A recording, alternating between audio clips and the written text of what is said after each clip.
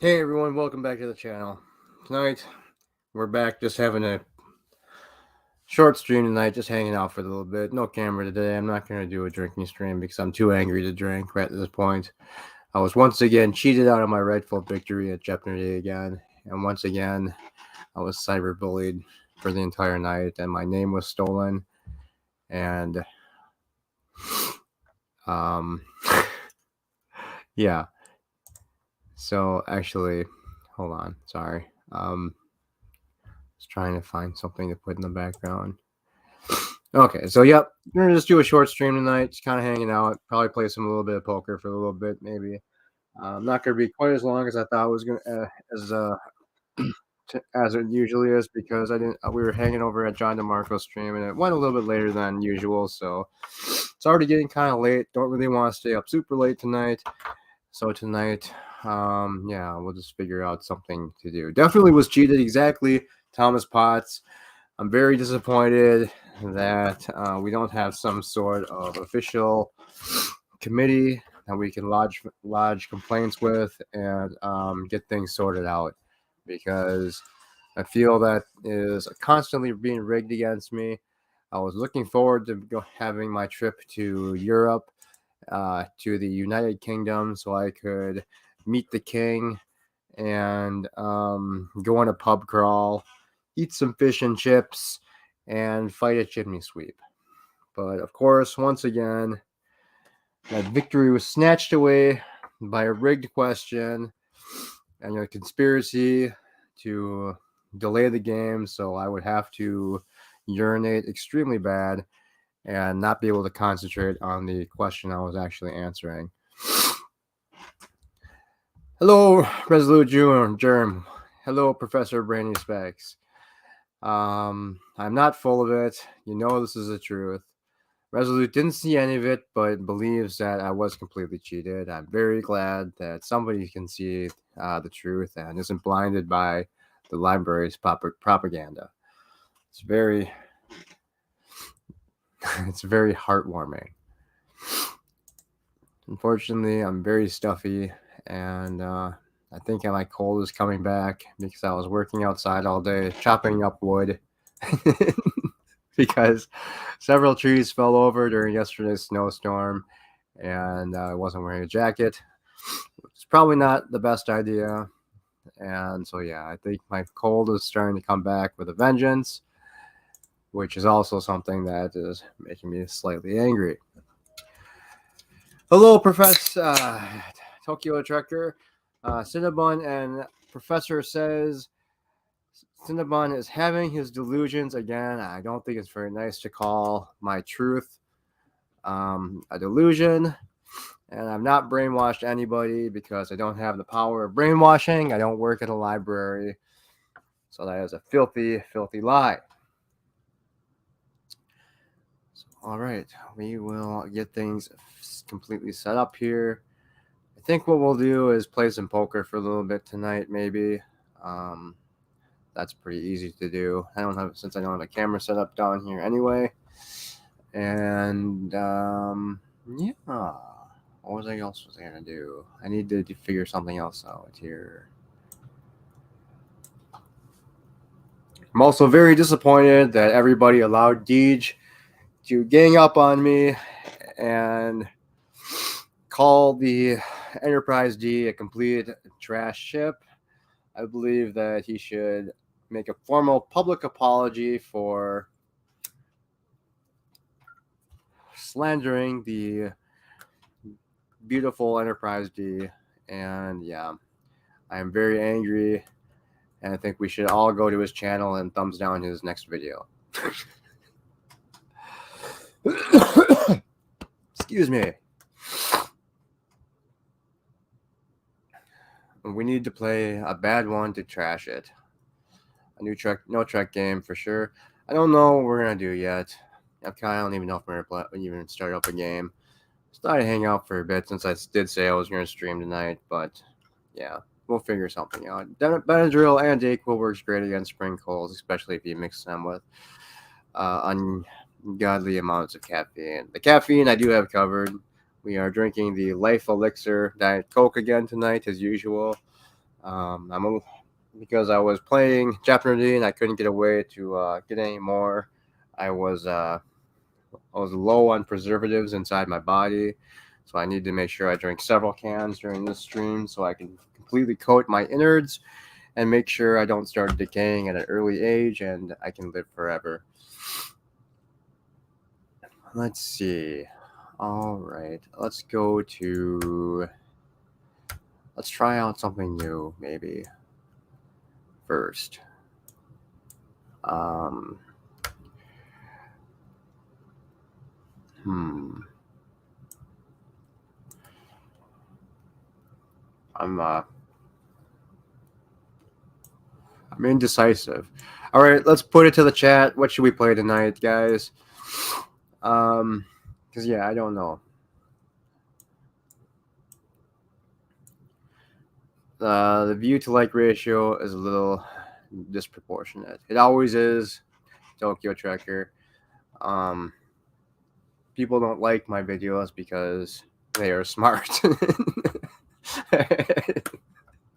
and they have taste in entertainment usually.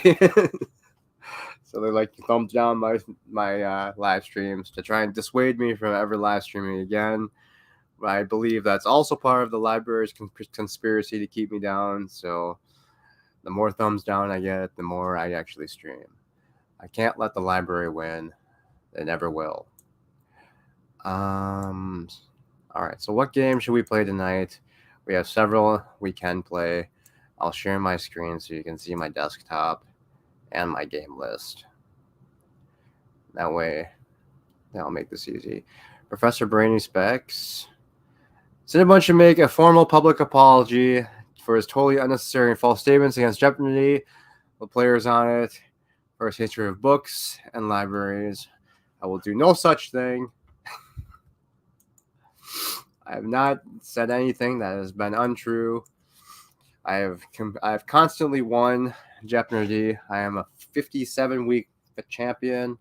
I've never lost a round, and I'm still waiting for my prizes I've won. So far, I've won a PlayStation 5, a brand new computer, and a trip to Disney World, and yet I still haven't received any of that. I will forgo the prize of lifetime supply of Hidden Valley Ranch ice cream. I can be fair about that, but the rest of the prizes, I am very sad that I have not received those yet. If I do a bad Trek game, I'll jump on and do co-commentary. It's a possibility. Are any Trek games bad though? That's the question. There are good Star Trek games, so I've never seen them. Exactly, Resolute. That's what I was thinking. They do exist. I don't know. Hello, Canadian Spider-Man. Back to Spider-Man. No longer Spartacus, I see. They do exist. Professor Brainy Specs, I challenge you to name one good Star Trek game other than Elite Force, because that's the default answer that everybody picks. And we can't use that one again. Star Trek Away Team was kind of meh. I didn't like that one. I think that was the turn-based one, kind of, where it was like a weird turn-based combat game, I believe. I don't have that one, unfortunately. Well, fortunately, I suppose.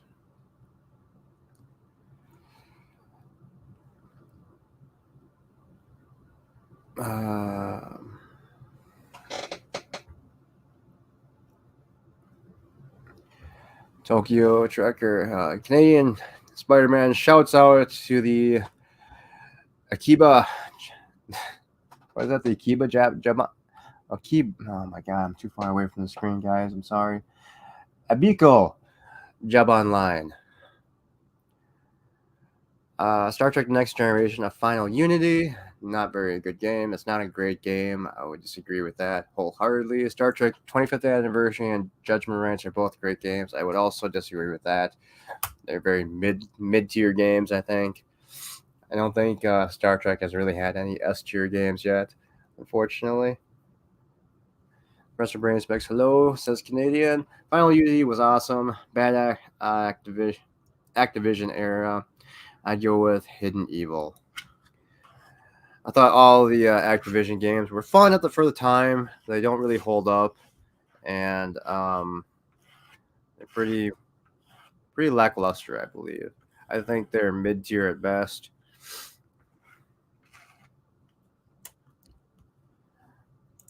Oh, that's right. I was gonna share my screen. I keep forgetting about that.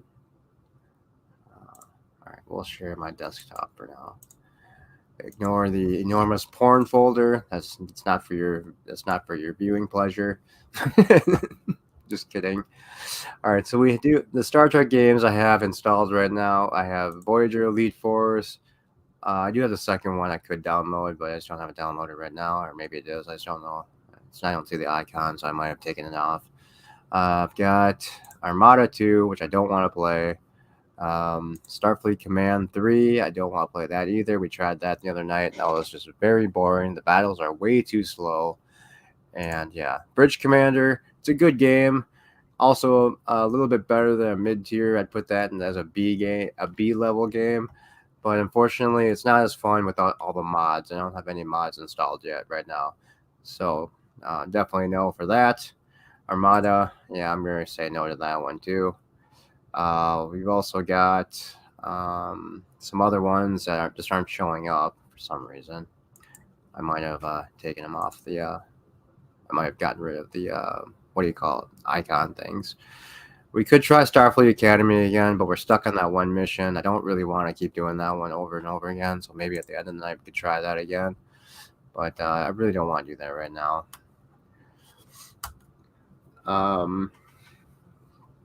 PlayStation Spider-Man games look very good. Never played them. I played one, but it was the one for the PlayStation VR. That was all right, but it wasn't very much of a game though. So that was the whole problem. It was still because it was one PlayStation VR first came out, so I guess to be fair, they were just kind of doing a weird experience game.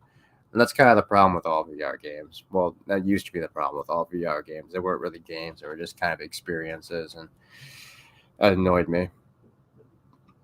The best Star Trek game was a TNG Game Boy game. Then that was mediocre. I had that game. I just actually sold it recently. Thomas likes Elite Force 1 and 2, Armada 1 and 2, and Bridge Commander. I'd say I like Elite Force. Elite Force 1, I thought was probably an S tier game, the only one that Star Trek's ever had.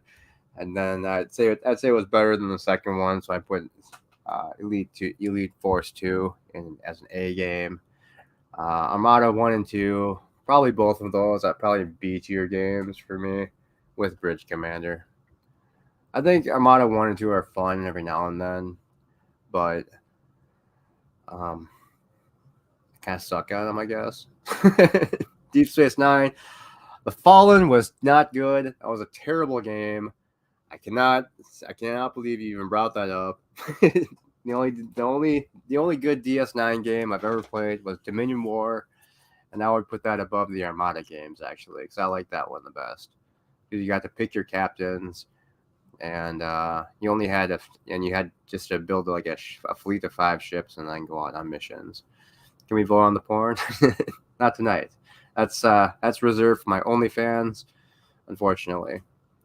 Hey, Pop Culture, welcome. Pop Culture loved Bridge Commander. Wish you could play it on his PC, but the game's too old. You should be able to now, and just get it through Steam. It's because it's been re-optimized for modern computers. Not very well, but it has been. Sorry, I know this is annoying. Let me change how I'm sharing my screen so we're not inceptioning here. We'll stop that, and we'll go to window. Let's go to my Steam window. There we go. Let's see here.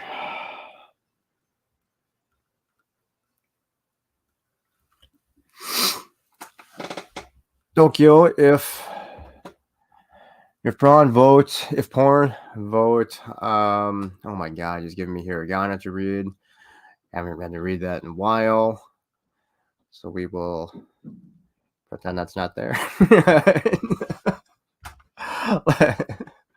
Legend of the Overfiend.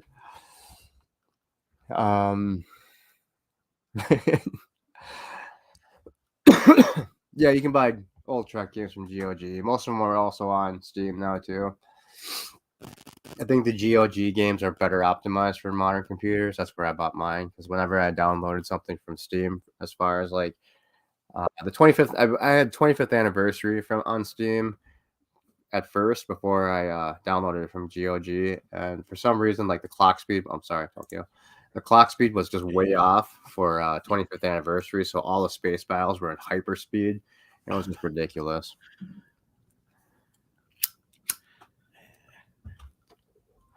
Hey, Sin, how's it going? Doing good.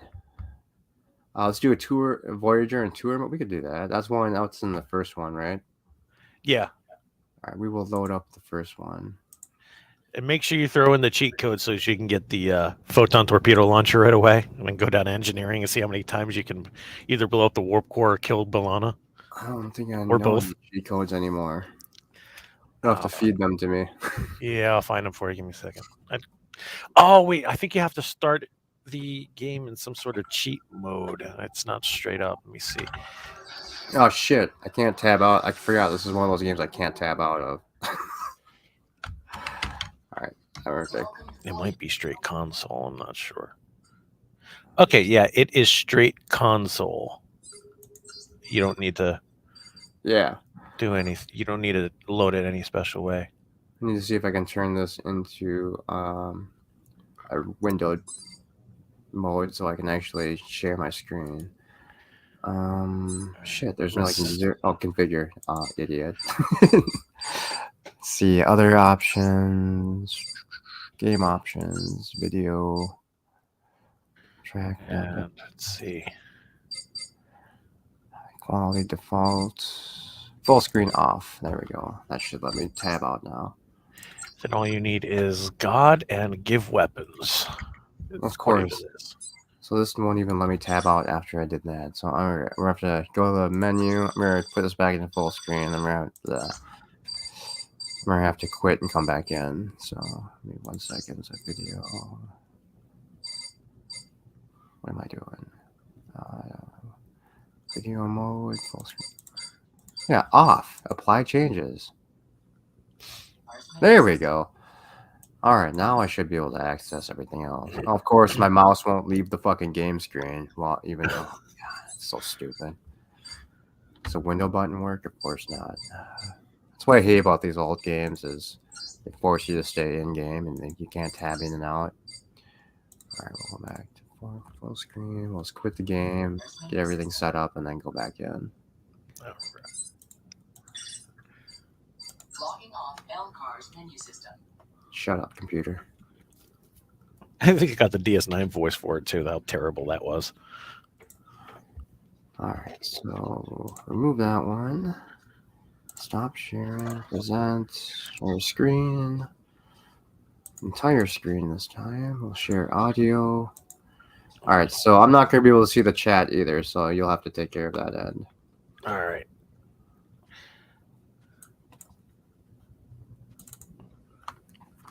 Got eyes on both, private and local.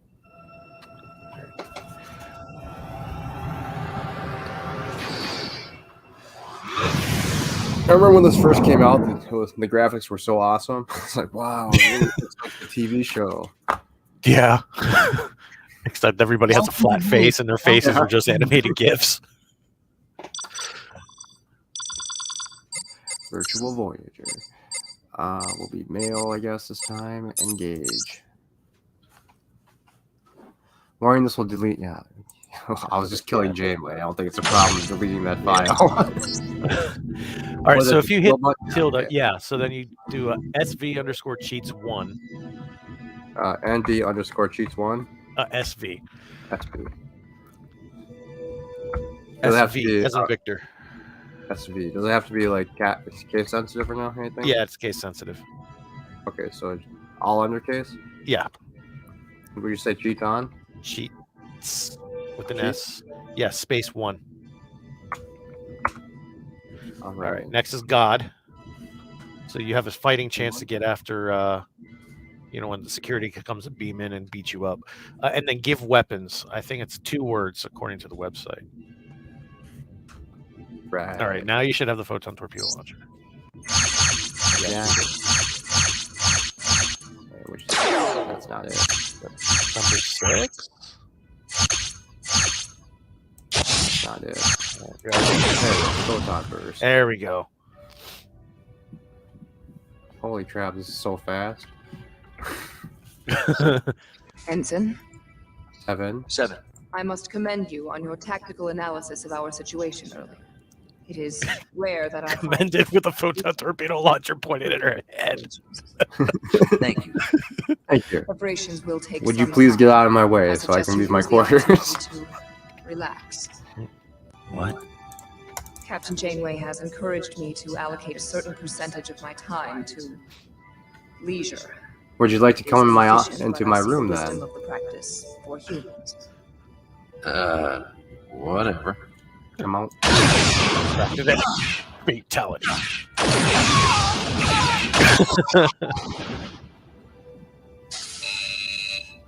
The quarters of Ensign Alexander Munro. What? What? Effective Yeah, 7. We get an efficiency rating for killing people. Was Was that Neelix? Did Neelix just come and try to raid the body? I think you did. Bullshit. All right. That would just go back to the. Yeah, no, I don't think we have to do any of that. We just rematerialize in it. All right, we need our weapons back. I think. Yeah. It was I wonder if give that's safe. So weapons.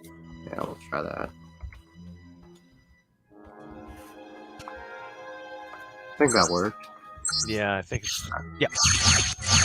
How come that's ridiculous? We should be in God mode and not have to worry about dying. Apparently, yeah. Like, Maybe I that don't didn't remember work. friendly We'll fire try that killing again. us down. Yeah. God mode is on. All right. There we go.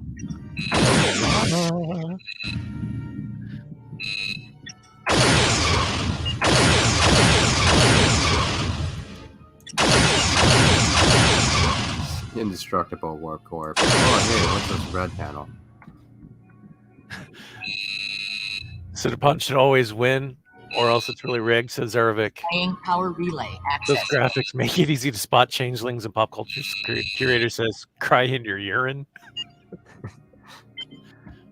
All right, Janeway. We have to go find. Oh wait, power relays. Access granted. Access Power granted. relays have been cut. You're dead in the water, people. I thought you could eject the core. I don't think so, but we can kill B'Elanna. We don't want to die yet. We'll let her live for now. Wait, I think we can try to eject it, but I think we get stopped by B'Elanna. Forget how you. What? How do you? There we go. F. Forik. Foric. We have to be stealthy. Wait, well, how come secondary fire isn't working? Oh, you son of a bitch. It took him forever to die. Security's beaming in. Security is too strong. Oh, I'm just in the brig this time. That's alright. Hey, Ensign. Look, I know I thought Janeway was a bit harsh when I first came on this ship, but she's a good and fair captain. You're just going to have to learn to toe the line. Wow, I never thought I'd have to tell a Starfleet officer that. We hang our head in shame. I think my situation's a little bit worse. I just murdered a crew member. I wasn't just not following orders. We were not as effective this time. Yeah, we need to use a better weapon. If secondary fire wasn't working, that was just weird. God damn it. We have to do this every time. Alright, we need to go to the bridge. Ensign, Oh, no. Oh no. 7. I must commend you on your tactical analysis of our situation earlier. It is rare that I We find skip myself this? in agreement with other members of the crew. Yes. Thank you. Preparations will take some time. I suggest you use the opportunity to relax. Jeff face palms. Captain relax Janeway with has me, encouraged Seven. me to allocate That a bed certain looks percentage comfy. of my time to leisure. It is inefficient, but I see the wisdom of the practice for healing. I will show you some leisure. Whatever. Some efficiency. What is- Alex? Hey, lady. What's up? Calcia. Need something? I'd like You to said depart hi. Orders. Need something? Yeah, it's in your pants. At the turbo lift. I hate how all these doors are locked. Ooh, I can go to other people's quarters. The quarters of Ensign Alexander Monroe. Your quarters. Alexandra, I'd like to scan you, please. Oh my god. All right, good. I thought she was another water polo freak. Where are they supposed to be anyway? That's that stupid junkyard that has no warp capability, and everybody's Oh, that's right. all, yeah. The alien cockroaches. Oh my god, I'm hideous. No wonder the women don't want to talk to me. Oh, should we go through her diary? This is our character. Oh. Never mind. We don't want to read our own logs here. We need to find a turbo lift. There we go. There you go. Specify deck desired. Coming for you, Kathy. Where's the cargo bay? I mean, not the cargo bay, the shuttle bay. Can we take a shuttle? I can't remember. I don't think- Nah, we can get into the shuttle bay. We just can't Deck 1. double Bridge. track it.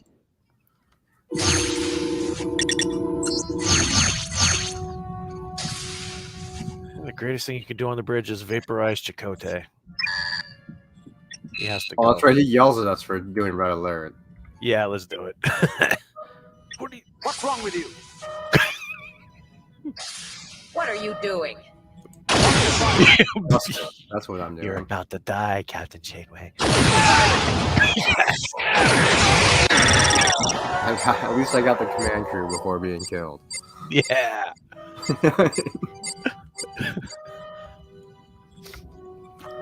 Effective 3 with only 2 shots fired. Not bad. See, yeah, I don't really get what else you can really do up here. I think it was just so you could walk around the ship, right? Yeah. And I can't remember if there was like any mini games that you could actually do. I think the only thing we can do is kill the crew and initiate self-destruct. Oh, that's right. It's right next to Chakotay. There you go. What the? What are you Auto-destruct doing? sequence initiated. 10, 9, 8, Die. 7, 6. Security access required. 4, 3, 2, 1. Treason if we're all dead. Yeah, that's treason. Hey, we got our weapons still. Awesome. All right, let's find Specify somewhere else. deck Let's find desired. deck 2. Deck 2 is probably just the mess hall, right? Yeah, that's where we can kill Neelix. Deck 3 is probably deck 3 through 9. Probably just a bunch of just random rooms. Yeah. 8, yeah. Let's supposed to check Deck out 11, 11's engineering. shuttle bay, computer core, Deck 9. Computer sick core. bay, hazard ops, officers' quarters, mess hall, and astrometrics cargo bay. Deck Let's 8, go- deck We'll 8, go visit Astrometric. 7. And we kill her there too.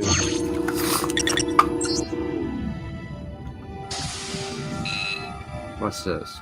Security code, accessible areas. Current position. Oh, Josh Street says this is a Cinnabon's hostile takeover. Cinnabon shut the warp core. Arabic says go to the lower decks. I wish you could do more. I wish the security wasn't so strong, because then I would actually sit there and just try and take over the ship and eliminate everybody.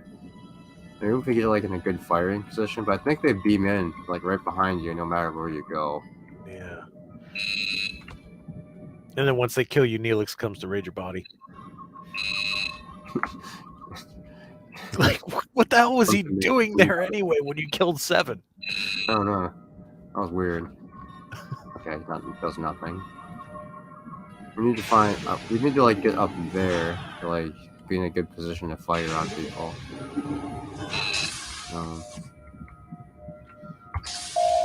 Nothing. Ones they all have to be reminded of, Eric. Astrometrics. Ensign Monroe.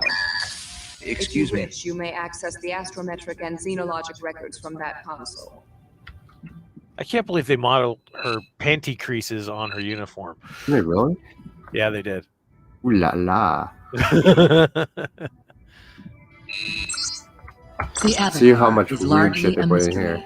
It is Avatar, never speculated heard it of was the that. first attempt by the Vorsoth to create Borg. the Borg are a race of cybernetically enhanced beings Looks like an who action strive figure. to achieve total physical and technological perfection by the assimilation of other races and cultures. Borg communicate with each other by a subspace network called the Collective. Intelligent and merciless, the Borg are considered by many to be the Federation's worst enemy. Ooh la la, Imperial female. The Imperials come from a continuum that coexists with our own, but on a Not different bad for a bunch dimensional of plane. rudimentary polygons. In this mirror universe, virtually everything from our universe exists, but it is opposite in nature. In Oh, I the forgot there was a mirror the universe Federation was level named in this, the wasn't Terran there? Empire Mm. and ruled the member Was there? planets with fear It was and half of a Connie. Imperial females are perhaps the, even mirror more universe. cunning and tenacious in Yeah. battle They're trapped than there. their on male Junkyard of counterparts. Death. It's that level that's like half Connie, half Klingon bird of prey, half Right. ship, whatever it is. Hello. My God, this room would be like Riker's dream. You could just play with all the holograms. What's this? Oh, wait a minute. Holodeck. You can go on the holodeck and play an episode of Captain Proton. What deck was that on? Hazard Ops? Oh yeah, Yeah, that's right. that was. For the holodeck. Specify deck desired.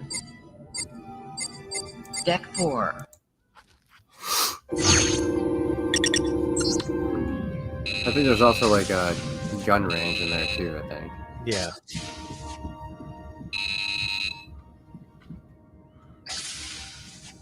Ooh, can we transport people? Just those.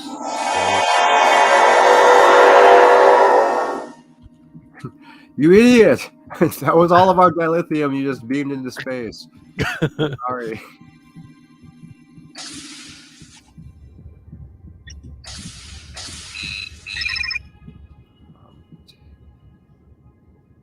Crewman, brig, transporter room, auxiliary. No holodeck.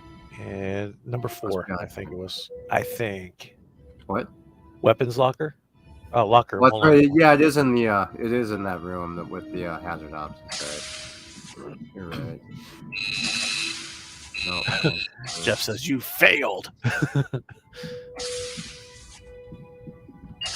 maybe it wasn't. Because in the second game, it's like down here, like Yeah. you're there. Yeah, with the Klingon there. It's like, use a weapon. Go fight some holograms. Summary, maybe. There we go. There it is.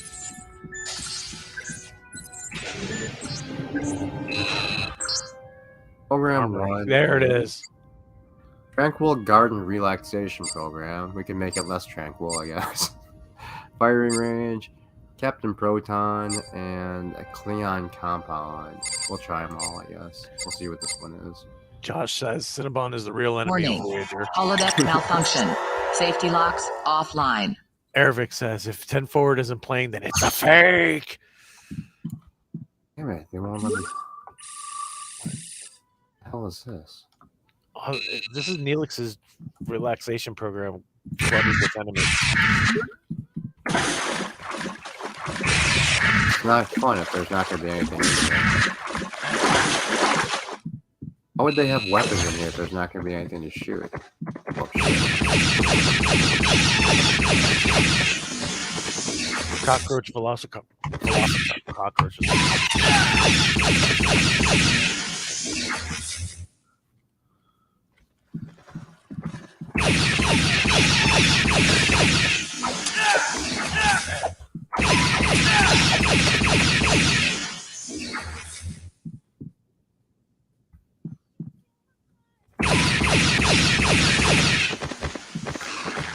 Felix, you idiot! This is not relaxing.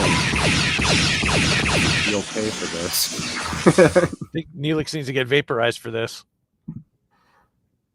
The new program.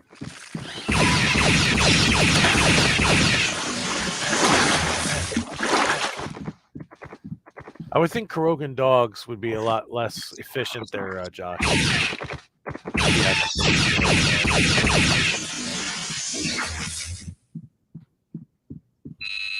Let me out. Meow. Firing range, that looks boring. We'll try the Captain Proton.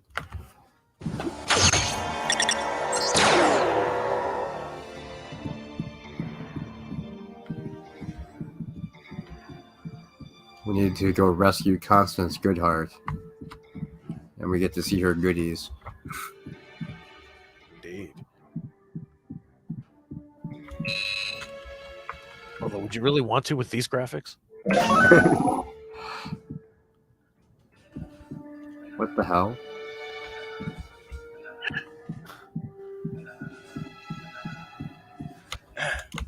Josh says, okay, they're Krogan rats. Oh, there we are.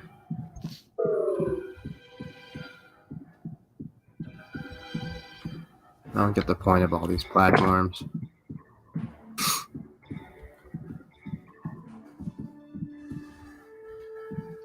Eric says, Yeah! program. Wasn't that what we were just on? Feel like it. It's the arch? What the fuck? It just goes in a circle. That was a stupid, terrible program. Supposed to be more to it than that. Try this one, the Klingon one. Can you get better weapons than this?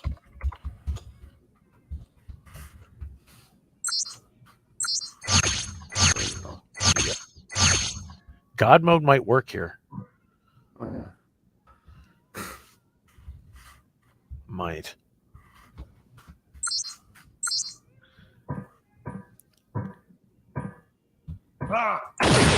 Shit. He's scared him. He started shooting in the wrong direction. Ran backwards. It's a DCO. We need that control panel. Apparently does absolutely nothing. Oh, I did unlock that door, maybe?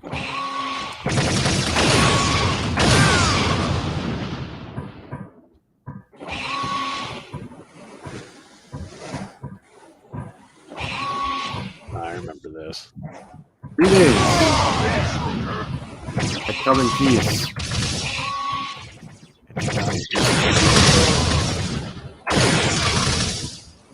Mean me no harm, Klingon.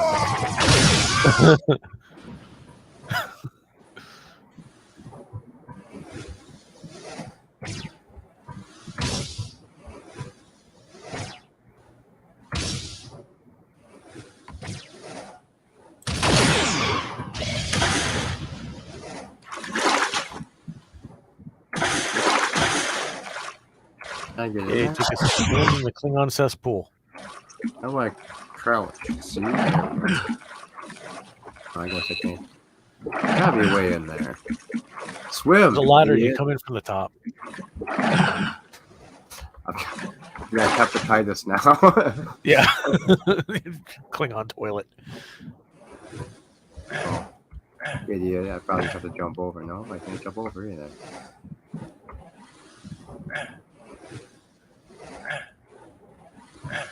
There we go. Oh my god, climb the ladder. Man.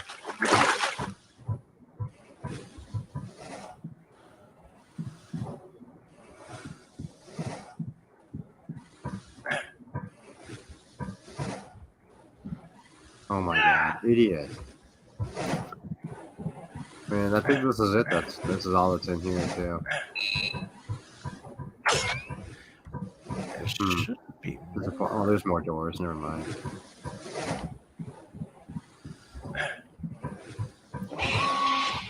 I was gonna say, yeah, isn't there like a mess hall or a big corridor thing? Go down and start killing Klingons.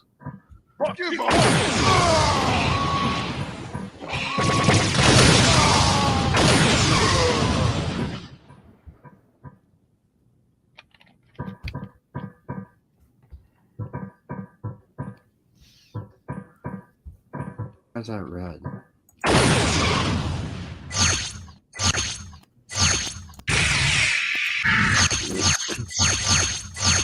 Oh shit, I switched off so I can't go back to it now. Like, disabled the weapons. Because you're out of ammo. I think if you do give all again, it refreshes your ammo. Oh. I think. Or give weapons, whatever it is.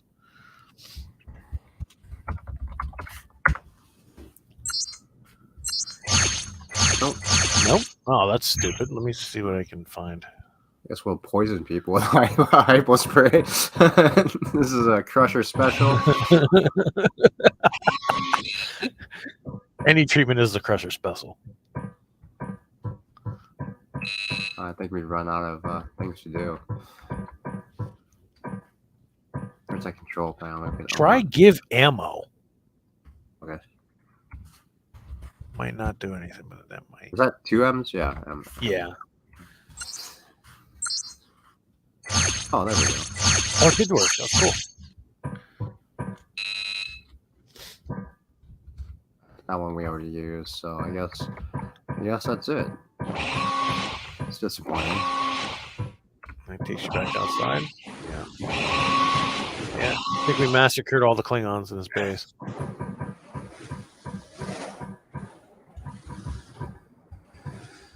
They should have. Ervik saying he should have done more with Moriarty. They could have even worked in Barclay, but never mind. At this point, even Barclay is a changeling, quote unquote. You'd think there'd be a way to disable that force field, but apparently not. I thought there was. None of these doors open. Here, that's nothing. Yeah, I think that's every Klingon is now vaporized. Yep. Victory is ours. We need to find the exit then. Peter, Arch. Safety protocols are offline. Find it yourself.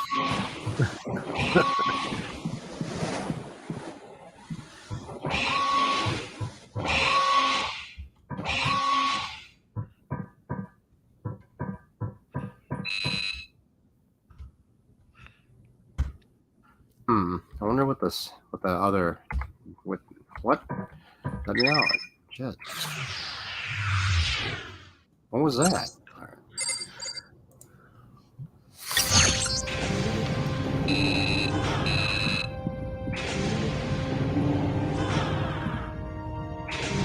The program sucks. Right before you got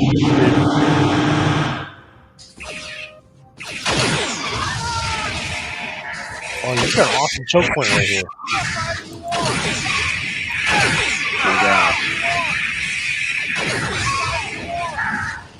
Ah, damn it.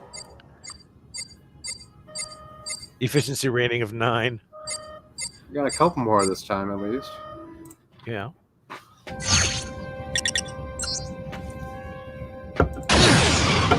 Alright, we're good. Specify deck is deck 1. Deck 2. Angry Mess about that terrible program, Neelix. Coming for you. That's what you get. Supposed to be relaxed, with naked chicks and drinks. All I saw were Klingons of death. There you are. Oh, do we have the hypo spray? Let's see what this does.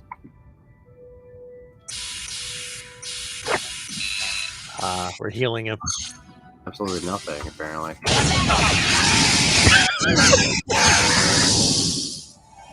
Oh no, we've been stunned. So Wow. they kill you if Never you seen the brig before. if you kill one of the Smaller than Starfleet I people, thought. but apparently if you murder Oh, someone anyway. that's like not Starfleet, they just throw you in the brig. They're in the Idiot. break. It's one of those bully guys. Charles like, bye. Prick.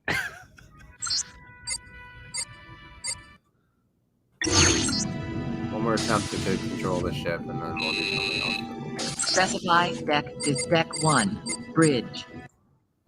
Alright, we need to find. I think we hide behind a console, maybe, and just kind of like wedge ourselves in here. Maybe crouch. They'll beam in We don't from have a good behind you. shot on. Alright, we have to hit Janeway. We can use the desk as cover. Oh, shit. No reaction from Janeway. I just fired a torpedo in her office. We just basically want to make it so they can't transport right behind us. Oh yeah. We took half their damage already. Oh, What the fuck was suicide. that? We committed suicide How? with a efficiency rating of 2. That was effective. That's an effective suicide. Congratulations. Alright, at least we don't have to go on a break.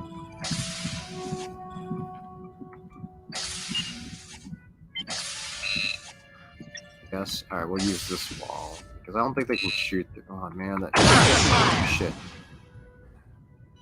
Yeah, it's not gonna be enough cover, but we can try.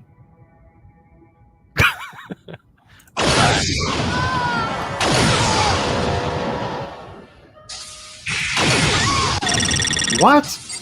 I did not get hit. It's not fair that their weapons are literally one-hit kills too. It glitched out too. He jumped on top of the fallen weapon and shot you. It's not fair. God damn it. We're trying again. If we need to at least get 5 kills. Take out Harry. He's unimportant. Nothing happens to him anyway. Damn it. We got shot by Chakotay after we killed him.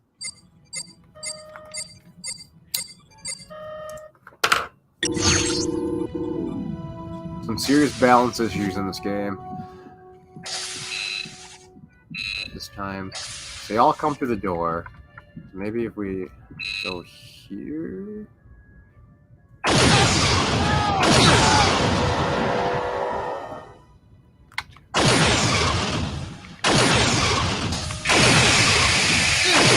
Oh shit! I hit him. No way! That's fucking ridiculous. You hit Milana 6 times. Notice how he swept with his phaser weapon, something that I suggested that they start doing. You're listening.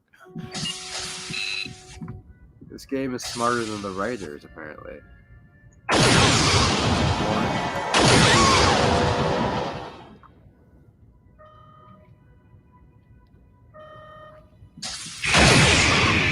What bullshit? How did that miss?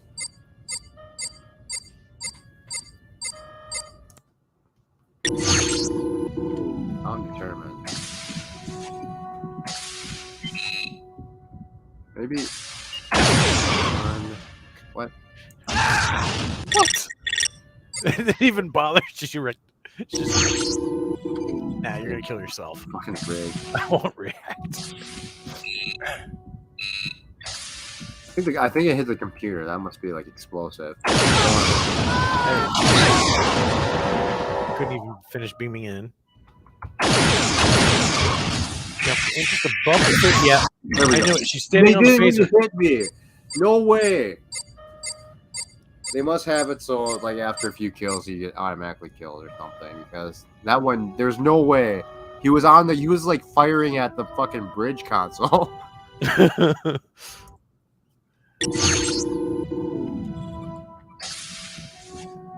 Alright, screw Janeway. We're gonna go over here. Ooh.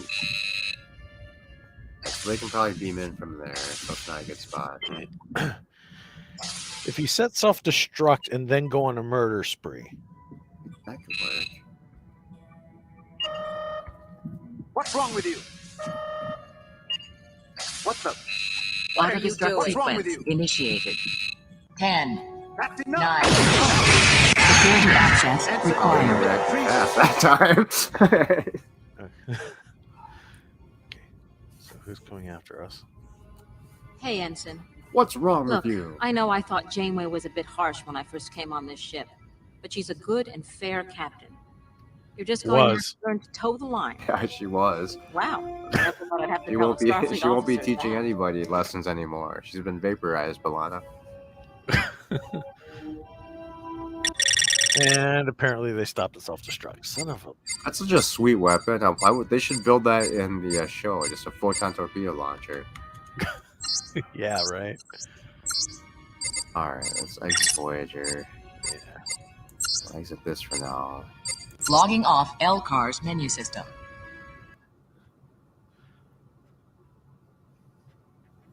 Update later.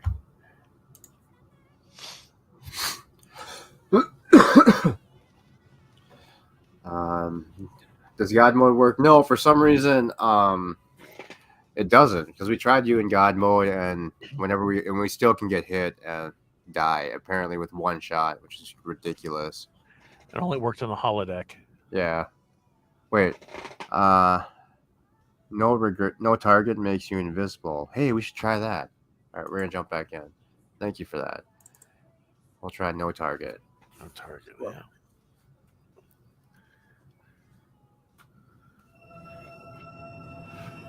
My dream of murdering an entire crew will come true tonight. Welcome to Voyager I don't LCAR's menu think that system. works. I remember trying to use this years ago. I don't think it works. We'll try. It's worth a shot. Maybe you know what? You can't kill females. That's against the rules nowadays. This game was made in the 90s, though, before that happened, so... Hey, we still have our weapons, so I don't think we have to do everything again. So we'll just go no target. No target on, and we'll turn God mode on and two. Maybe doubling up will help. Alright, cool. That's with Janeway.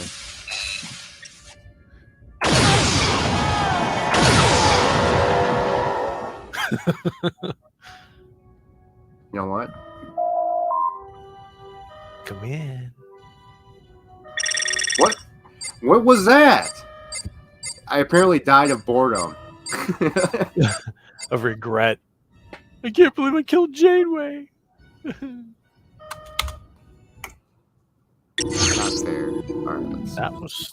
we just get see if we get. Oh, okay, they don't give us a list of cheats, we just have to hit help. Let's see here. So we had no target was supposed to make you invisible, but you just regret yourself. If you put in kill, you commit suicide.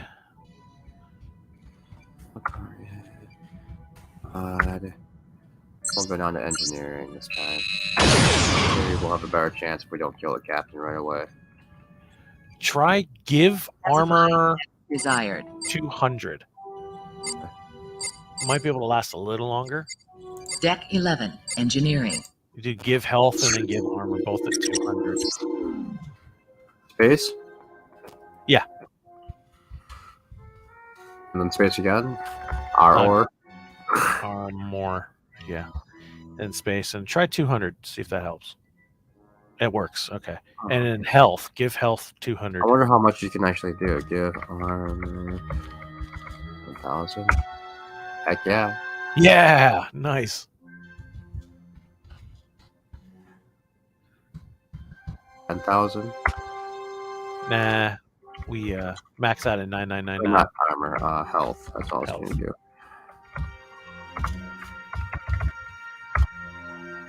Okay, so the best we can do is 100 health. Maybe it was just registering the 1,000 as 100 though. So hold on a sec.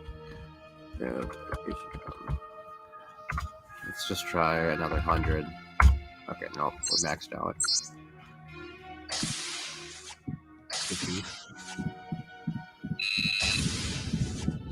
Alright, we need to go somewhere. We can't get beamed in on.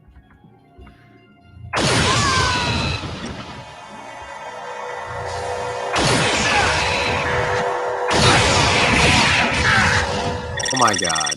It does nothing. Come on. Boo. Yeah, it doesn't even seem like you can really even use cover because it seems like they hit you no matter what.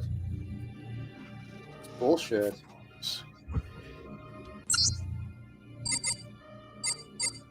Flags it. We can't do what we want to do anyway. This game's woke.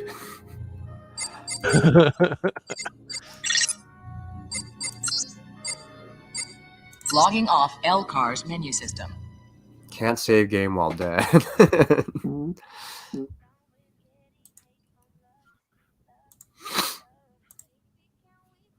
We tried. Thomas, wow. Yeah, we already did the self-destruct already once. Yeah, they auto-kill. That's not fair. There's got to be a way to like turn that off, though, if you go into like the config files. I'll have to try and do it now one of these days to set it up so we can just do what we want. You couldn't like shoot the warp core either. I thought that's something you could do, but apparently not.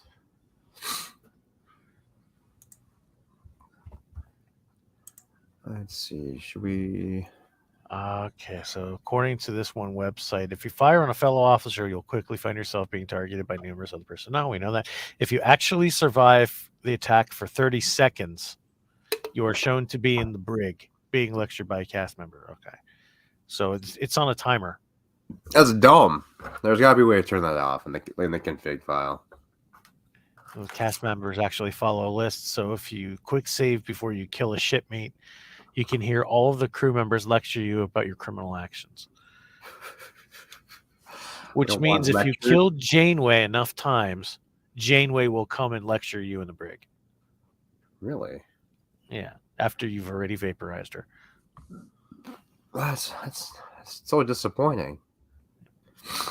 Apparently, this game was woke under sexuality. Yeah, exactly. You can't kill a female captain. Whether you play as a woman or man, you end up being flirted with by a female character. This almost certainly gives an oversight of the programmers.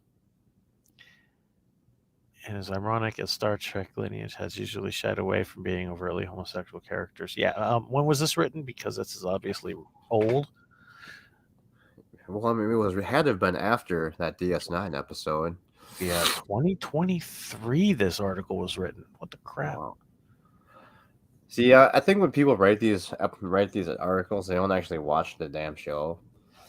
Yeah. There's so many articles that like talk about how like Star Trek's always been like misogynistic and stuff like that. It's like, what are you talking about?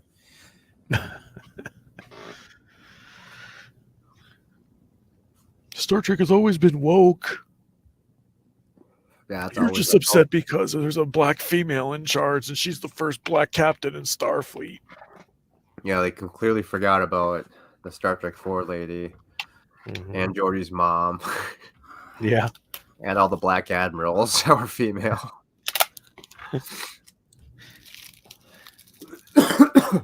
And conveniently forgot about Ben Sisko.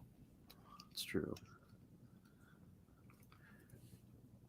Like you've never seen a black character in Starfleet before, really? Yeah, I guess yeah, they don't watch the show or they watch an episode or two, maybe. Yeah, that's true. Or they just watch the original series, which was a little bit misogynistic, but at times. Terrible.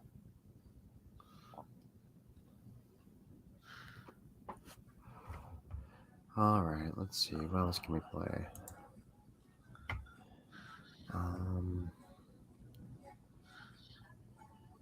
I guess we can get into a ship battle. A Bridge Commander. Let's make fun of Hugh.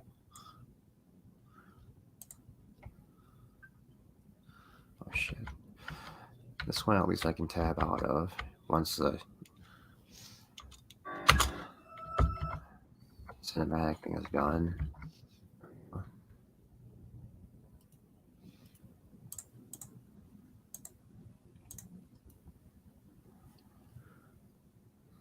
I remember when I was still playing this on CD-ROM, I had a bunch of mods installed where they had like all the Dominion ships and shit.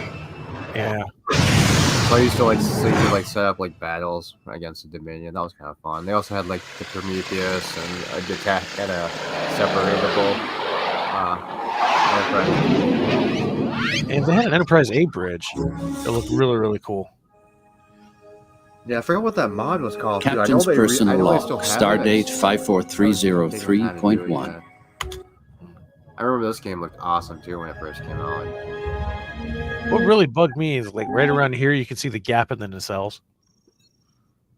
Oh, hold on, you cut out because I had this because it was cycling screens. That's all right. In that cutscene, you can see a huge gap in the warp nacelles. After the new nacelles are put back on the ship, they're detached. Player's name is Kurtzman. Yeah. Nice. I guess we can go to the Lloyd game. Where were we last? Episode 1. Cerebral Kurtzman. Episode 4 we were on. We tried doing this one. I cannot stand the first officer lady though. She's so annoying. She's such a bitch. Oh yeah, she's the actual one in command.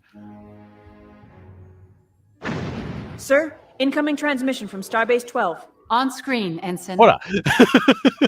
Captain, I'm pleased you were able to identify the aliens with whom Frick, it's my ship. Are allied.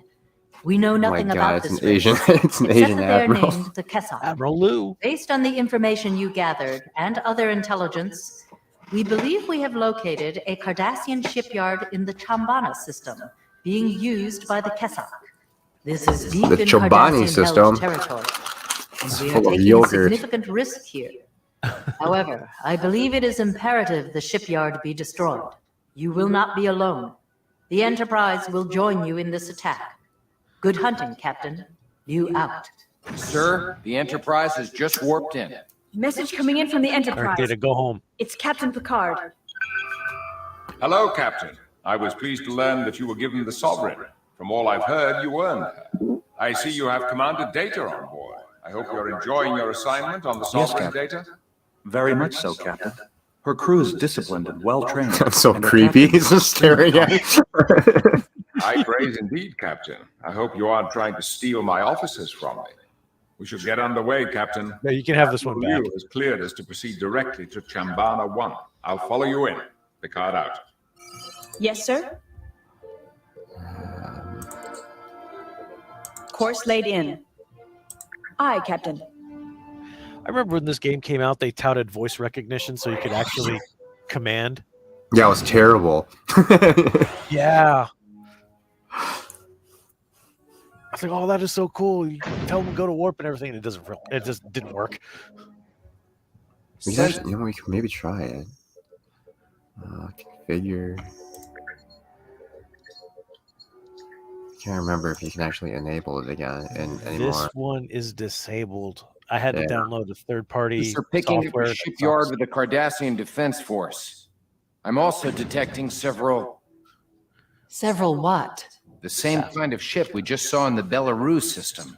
I'd have to agree with Commander Data's previous assessment. Oh no, Those Captain ships must be Lashenko. hybrids of Kessock design. The hybrid ships are offline. They do He's not in league pose with a threat. Putin. Incoming message from Captain Picard. On screen. Enterprise to Sovereign. We'll hold off the escorts. Put as them long on as screen. I didn't say you You could put them go on after the screen. main target. Yes, Captain? Oh, how do I go to red alert? I forgot. R? Shit. I think we're already there. Oh. You may commence Order, sir. firing. Fire at will at that Galore.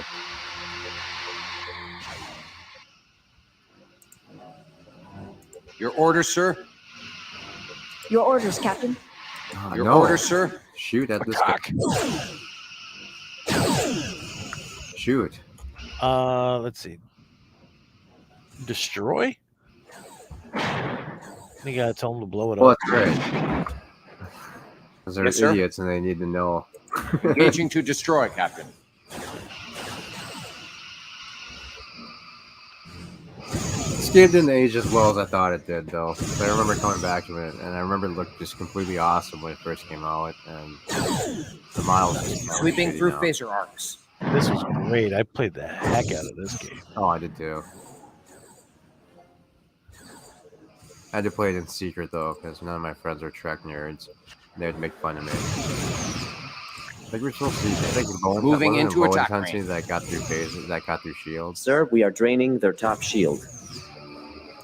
See, I thought my friends would get into this because it was made by the same people that made the X-Wing vs. TIE Fighter series that played the crap out of in high school. Yeah. Sweeping through. You gotta play this game. It's so cool. It's like X-Wing vs. TIE Fighter, but Star Trek. And they're like, go away. Fucking nerd. Give me your lunch money. Yeah.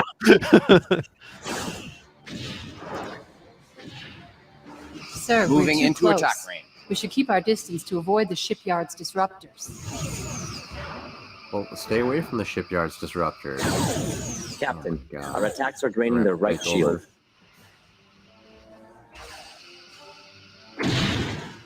The way. See, Aravik says Star Trek games sucked overall. I kind of tend to agree, except for like games that really had a lot to do with the spirit of Star Yes, Trek. Captain. 25th anniversary, Judgment Rights, Final Yes, sir. Unity. We were doing everything that you would see on Star Trek instead of pew pew, shoot to kill, like Star Trek Online. As nice as that game looks, it's pretty much Star Wars with Star Trek. Yeah. Yeah, it's just like mashing on the special attack buttons too, in your toolbar. So there's not really any kind of tactics to that game. You're supposed to click it once and it's supposed to do it automatically, but it doesn't work. Getting the crap kicked out of us. You engineer. Your orders, Captain?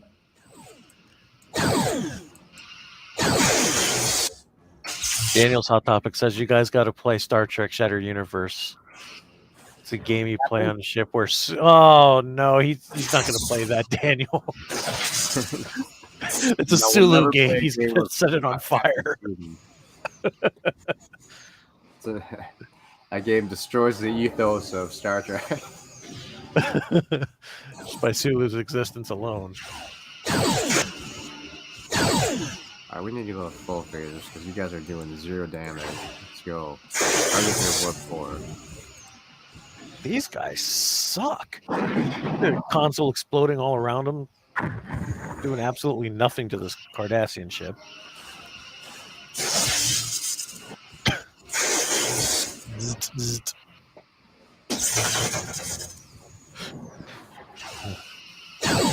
It seemed so much more involved too when I first played it. Now it just seems like you just kind of select a target and just sit here and watch.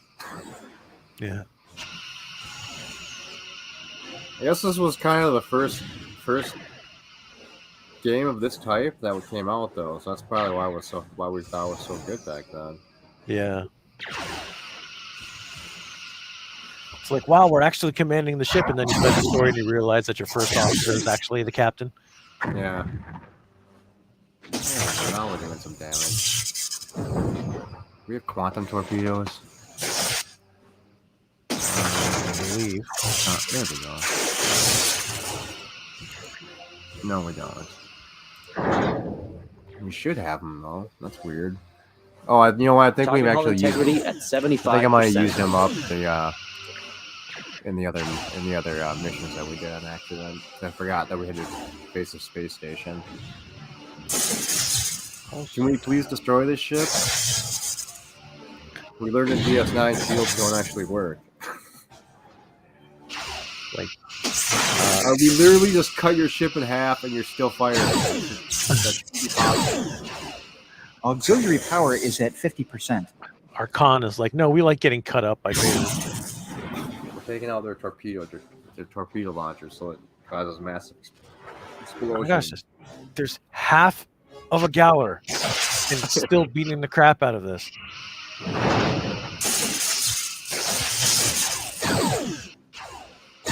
I don't like you can't target the bridge on the Cardassian ships. That was a fun thing when you're like fighting other Federation ships. You could just sit there and target their bridge. But even when you destroy their bridge, they still seem to be able to fight, which is ridiculous. Maybe if we take out their sensors, they can target us. JP says Captain Ramming Speed. Captain Ramming Speed! I wish they could ram, but every time you try and ram, it just automatically pushes you over under the ship. Yeah. It's because we don't have Troy at the helm. Exactly. Target hull integrity at 50%. There we go.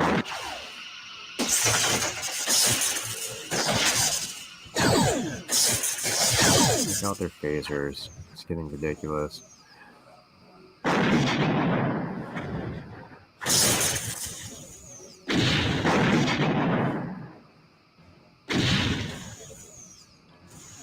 There we go. We got one of them down. Daniel asks, how long does it take to destroy a ship in Star Trek? The Enterprise D took 20 minutes to destroy a single ship, Cardassian or Romulan, but DS9 destroyed an entire fleet of Klingon ships in seconds. Yeah, they're so inconsistent with when shields actually worked and when they didn't. Especially in DS9. It was like they weren't even using shields in that series. Half the time. What really bugged me was that scene in yesterday's Enterprise with the 3 birds of prey. And the Enterprise D basically took out one of them with like 3 phaser shots and it blew up, and then they couldn't do any damage to the other 2 at all. Yeah. Like, really? Main power is fluctuating, Captain. We'll have to hull reduce is power to severely some damaged, systems. sir. Probably didn't even help, though, that those are the same that elusive class of bird of prey that are the size of a Galaxy class starship. Yes? No, I want to talk to the engineer, Yes, not you. Data! Your orders, Captain? Thank you. Oh, I thought you said our hull was severely damaged. Our hull's not damaged, you idiot. Yes, sir. Finally! We're going after the station. Main power is offline. Right, and DS 4.5 is coming after us now. The hybrids do not pose a threat. I recommend we concentrate on the shipyard. Oh.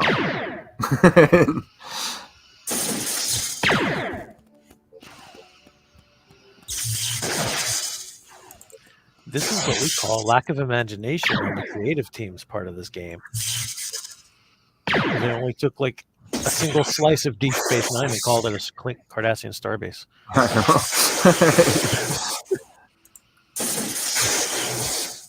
If it was a full circle, you'd all be dead. It's a discount DS9. This is DS 4.5. You're right. DS 4.5. Daniel says it's a 25% different DS9. It's more 50% different. Yeah.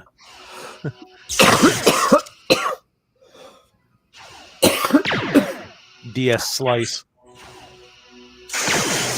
I wish they would the new Bridge Command game. I wish they would just incorporate it. Captain, auxiliary power is beginning to fluctuate. Yeah. I'll have to reduce power to awesome. secondary systems to compensate. Agreed. And then fix the controls also so you don't have to play it in VR. Because if you're trying to play with keyboard and mouse, it's terrible.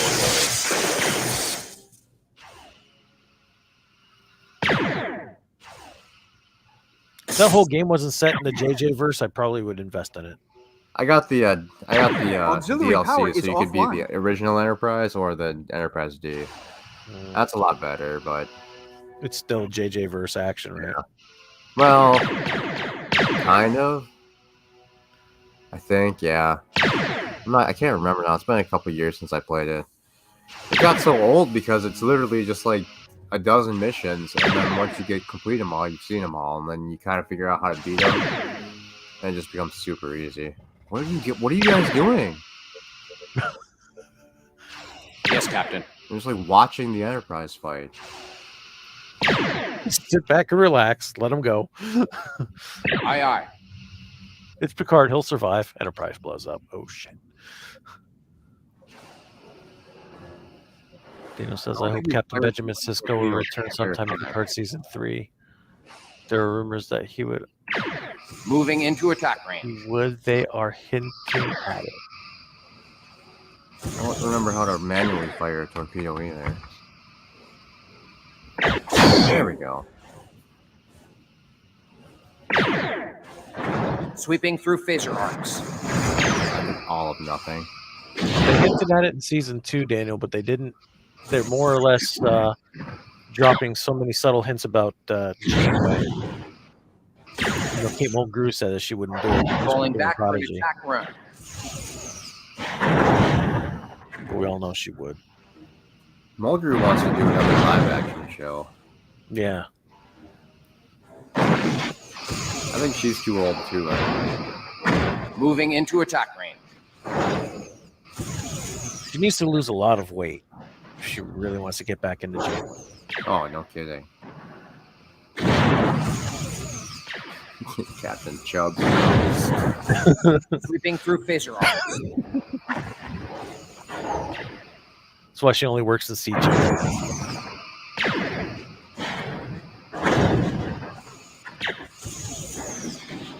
I still can't believe they're making that stupid Academy Falling back show. for an attack run. That's just stupid. You know it's gonna be, and it's gonna be a fucking Tilly headlining that show, and no doubt. And I don't see how they figure that's gonna be moving into attack at range. all. Tilly is the least popular, one of the least popular characters on Star Trek in name only Discovery. She's terrible. Sweeping through phaser arcs. To me, it makes no sense why they would even go with that show. We're gonna be destroyed. Half the hull is scorched black. Falling back for an attack run.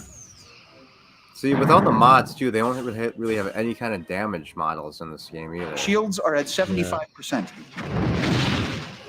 So What's our the hull Enterprise pretty much doing? still looks pristine. Oh, it's smoking finally. Holy shit. Moving into attack range. The Enterprise just left. Did it really? Yeah. Cowards. Get back here. Our torpedoes are literally doing sweeping through phase. Oh my god. And we're gone. Cut us in half. How come we can't survive being cut in half, but a Galore can? Not only Sorry, that, we can't fight anymore. They can. You're not Game making over. it the nemesis. It's kind of a do a quick battle. I never got to play Our ship is multiplayer equipped with a 'cause none of my tactical friends ever played simulation the game. mode. From my console, I can disappointed. create simulations of ships from the Starfleet Tactical Database.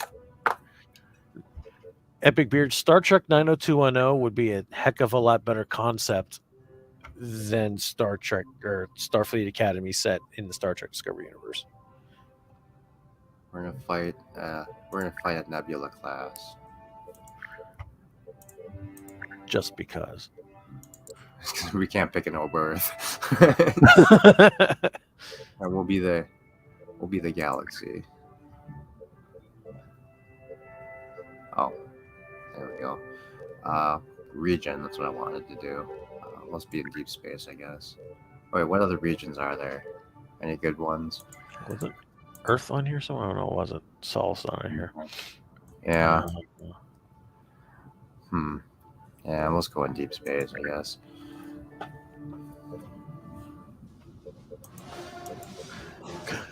Rick says, hey, without Tilly, we wouldn't know that cake is eternal or the power of maths.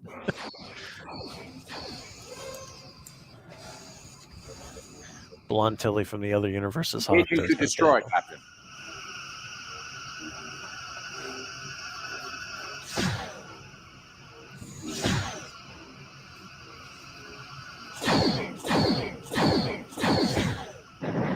Lining up rear torpedo tubes.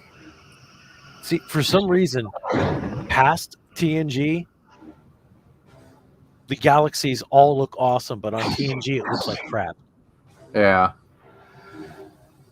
Sweeping through phaser arcs. Like even here, this is clearly the old Microprose model from Final Unity, but that model was awesome. I think it looks good. Yeah. Moving into attack range. This is a gorgeous model. For 2001, it's a gorgeous model. I I don't like how you can't like change like the camera angle though. Falling back for an attack run. It's more efficient and more effective than Star Trek Online, though. That camera angle sucks. Yeah.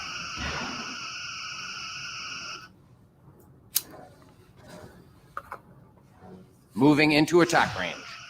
It annoys me we don't have multi-vector assault mode on this one. That's more fun. We can separate the ship.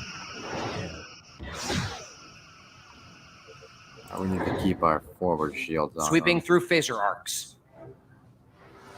Their bottom shield is draining, sir. Oh, we should target their bridge. Their bottom shield is draining, sir. Their command crew is about to die.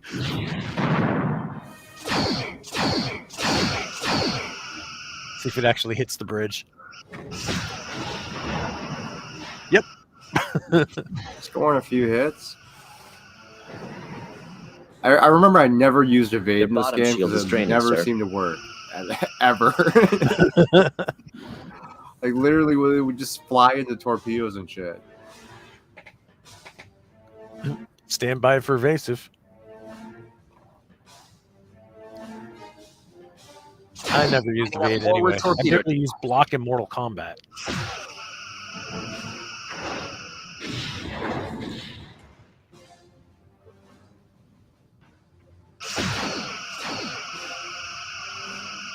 Sweeping through phaser arcs. Wait, doesn't this ship have quantum? No. No. Boo. I think in the unmodded lining up forward torpedo tubes. Quantum torpedoes. Oh boy. Deej is at it again. Hey Deej. He says, "What the heck? I wake up to get a drink and I see the Fat Enterprise on stream." What? Sweeping through phaser arcs. You son of a bitch, Deej. This is a beautiful ship.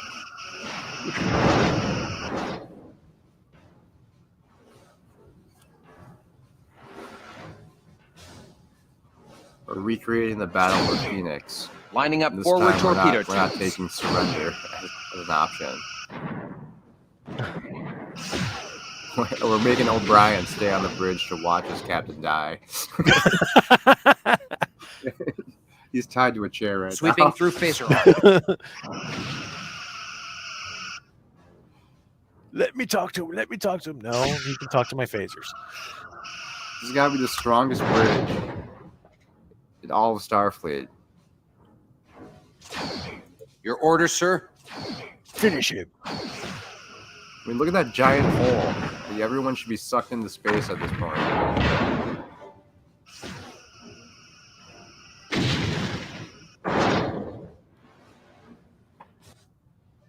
I'm just curious if I can't remember if the bridge goes to 0 if the battle ends and it counts as destroying the ship or not. So I'm just kind of curious now. The bridge is already at 0, is it? Oh no, it's only 50%. Yeah, but lining their up hull forward is like at torpedo 25%, which I'm guessing their hull will fail before we even get this down to 0. That's what we need to see, little bodies floating out of hull breaches. I mean, there's probably a mod for that. They're repairing their bridge. That's not cool. Not possible. There should be nobody there. Through phaser arcs. Daniel says, Salty doesn't like TNG. He thinks it's like magic. And they run a level 1 diagnostic to fix everything. That is so true, but it shows how advanced they are. Captain. They don't have to get their hands dirty. Sir, they have hull breaches on multiple decks. Beard says it's spring break. Take Pate to Simulated beach. enemy nebula Give beer class to girls. World cameras. That's it. Instant Orion girl invasion. Nice. I did like the damage models in this when they did get destroyed because it would like blow up into pieces at least. And I also like that you could like knock off their warp nacelles and everything. That was kind of cool. I think that was the first time that ever happened in a game like this. Yeah. Well, at least on your bridge, no rocks fall from the ceiling. Tactical rocks. There we go. Now we got some speed. We're gonna try to ram them. Oops.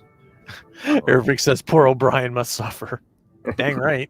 How do you like your ex-captain now, O'Brien? I don't think we can ram him, but we're gonna try. What really happened? Because I never steal from the Federation. I never lie to them, because you'll end up having to watch another one of your former COs get destroyed.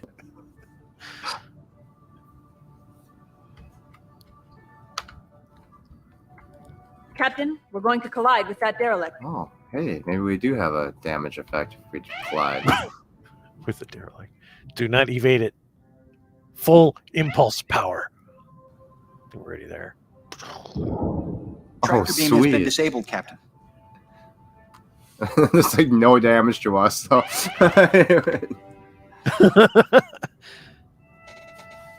I like to imagine those are all people on fire inside that ship. Going to collide with that derelict. There are no survivors on the derelict, Captain. I wonder how many times we can collide before we get destroyed. Looks like it's being repelled away. Yeah. By the deflectors. You gotta shut the deflectors down. Yeah, I don't think we can. Wait, what's this? There she is. Can we fire at it? Here, we're going to hit. Cancel red alert. Oh, yeah, hey. Oh, I probably should go red alert. Red alert, shields up.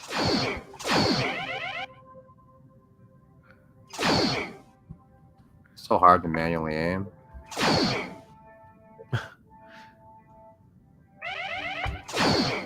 Damn it. I have to wait till we reload. I don't want to fire phasers manually. Sir, we're Oh, going Thomas to hit. says it's moving for momentum. That's true. It's actually halfway accurate then, if that's the case, because we did push it at full impulse power when we hit it. The one thing I hated about this is it takes so long to load torpedoes. There we go. No, wrong way, idiots. No. There we go. Come down a little bit, I Sir, guess. we're about to collide with a large mass of debris. Oops. There you go, Brian. That's all that's left of your Here. former ship. Oh, come on, it went through that hole.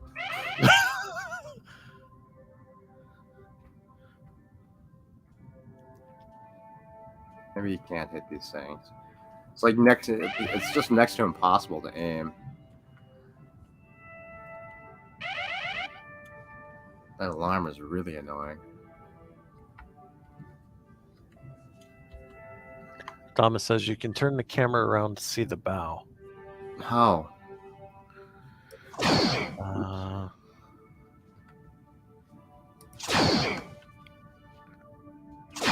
Left or right mouse button or middle? No, middle button. Our right button fires torpedoes. The left button usually fires phasers, but since it's destroyed, it won't let me. Yeah, that's way off.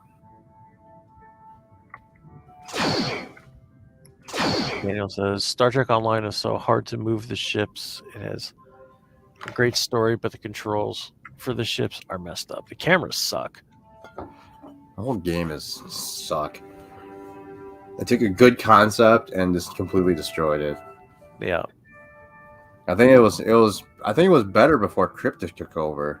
The development on it was better before Cryptic took over, and then they made it into like a World of Warcraft game. Funny thing is, my boss used to work on Star Trek Online. He was the initial publicist for the game. Really? That's cool. Yeah, I'm thinking about getting him on doing like a special town hall with him. I remember when they were first talking about it, the game sounded friggin' awesome. I was so disappointed. It was really cool. For the first few years, they had the Foundry where you can make your own missions and stuff and share. Yeah, I them. loved that. But they got rid of it. hours doing that. I had a me too. mission where like where there was some commander chick was obsessed with your captain and was just chasing you through the galaxy. That's awesome. It had like a 4-star rating on it too. I was so pissed when they got rid of that. And well, actually, I was pissed because at first they made it pay to use the Foundry. Yeah, I refused to do that. I had a mission. I used to have fun making missions and stuff and uploading them to the servers. I loved it. It's one of my favorite things to do. I had a mission that got full ratings, and I got a lot of props for it. It was a Klingon mission. And basically, you just took your Klingon crew and killed a lot of people. You go on a Federation ship, you kill them, you go down to a planet, you just kill. And I remember one comment is like, "This is not Star Trek. You don't understand what Star Trek is. All you do is kill people."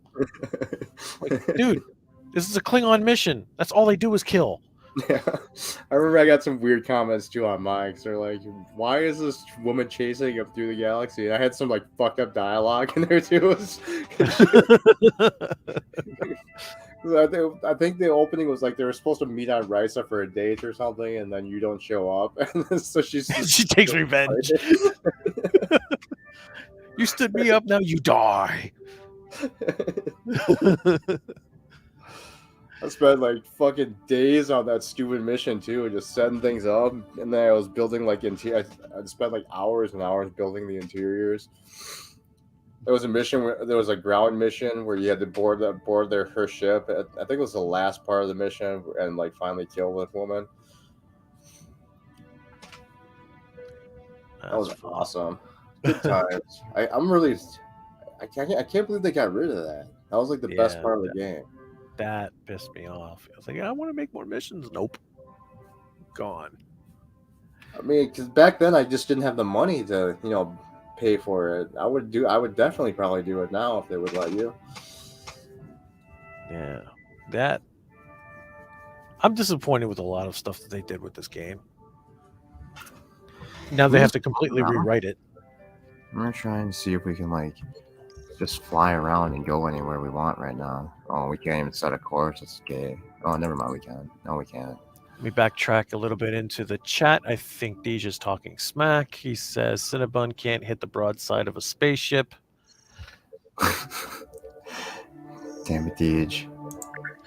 Daniel says let's place some bets who will see the end of Picard, Kirk, or Archer. Kirk is never coming back. He's not now. Dej says neither. Beard says he couldn't hit a moon with a Death Star. So Beard is. You can't aim with this fucking ship. I can't help it. It's not my fault. Thomas says it's probably one of the F buttons, or the function keys. The F button, F1 through 5 cycles through your stations. I figured that out. He says, where do you even get Archer? He wasn't in the Daystrom. Yeah, he was. They showed it was on one of the panel screens, but if you didn't like literally pause frame by frame, you would never see it. It was on one of the control panels, but I don't think it was like a detailed skeleton. I think it literally just said his name, just like Archer. Yeah, like on one of those like pod door things. D says, I'm starting to think Cinnabon can't even hit the black hole with its gravity to help. Fuck you, D. And then he says that wasn't Archer. That was an android from TOS, he says. I think you're wrong, because I watched a video on one of those what you missed things too on one of those Easter egg videos on YouTube. And they showed it.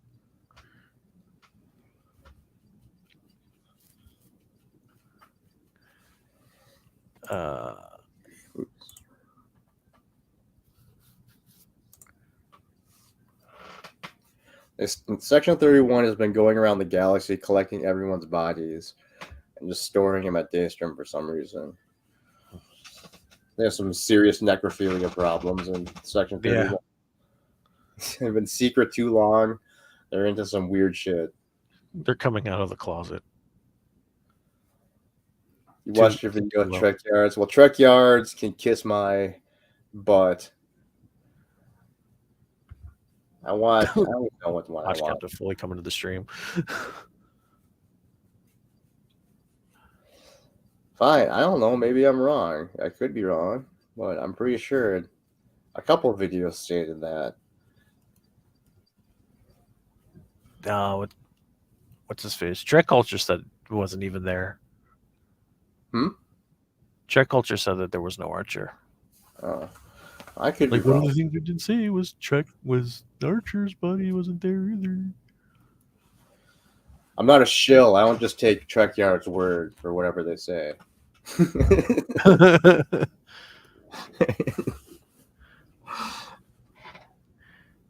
I remember when the Enterprise came. Do I remember when the Enterprise came on people? I don't really think the Enterprise came on people. I don't think the Enterprise has testicles or a dick. Even me, where was it said? Daniel, you might want to rephrase that before you send something like that. He came out and just splooged all over everyone. Even he took a shot.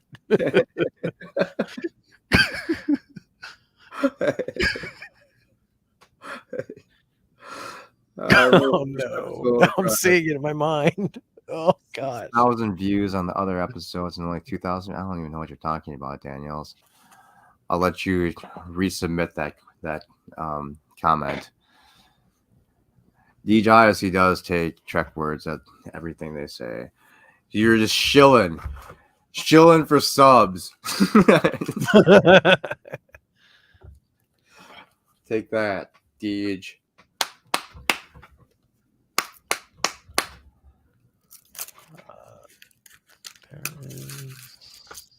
Now, pop culture, be nice.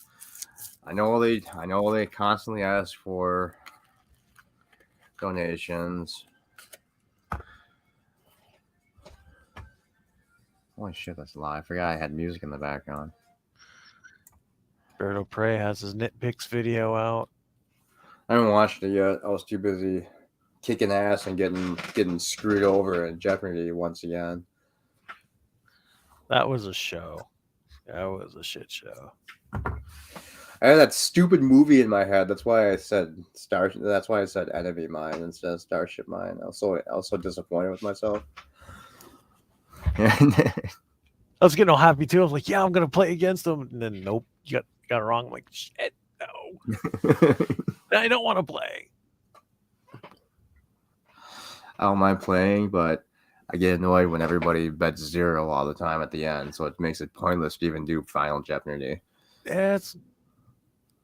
I don't mind if anybody like bets 0, but I do mind it when we know as soon as we go into the Final Jeopardy itself. It's like, what, right? All right, Jay, how much? We're like, yeah, we got this. Jay, how much are you gonna bet? 0. It's like, fuck you, dude. Not worth it. Make it competitive at least. Never get sub from Trek Yards except for Foley's. Exactly. Because you're not shilling hard enough.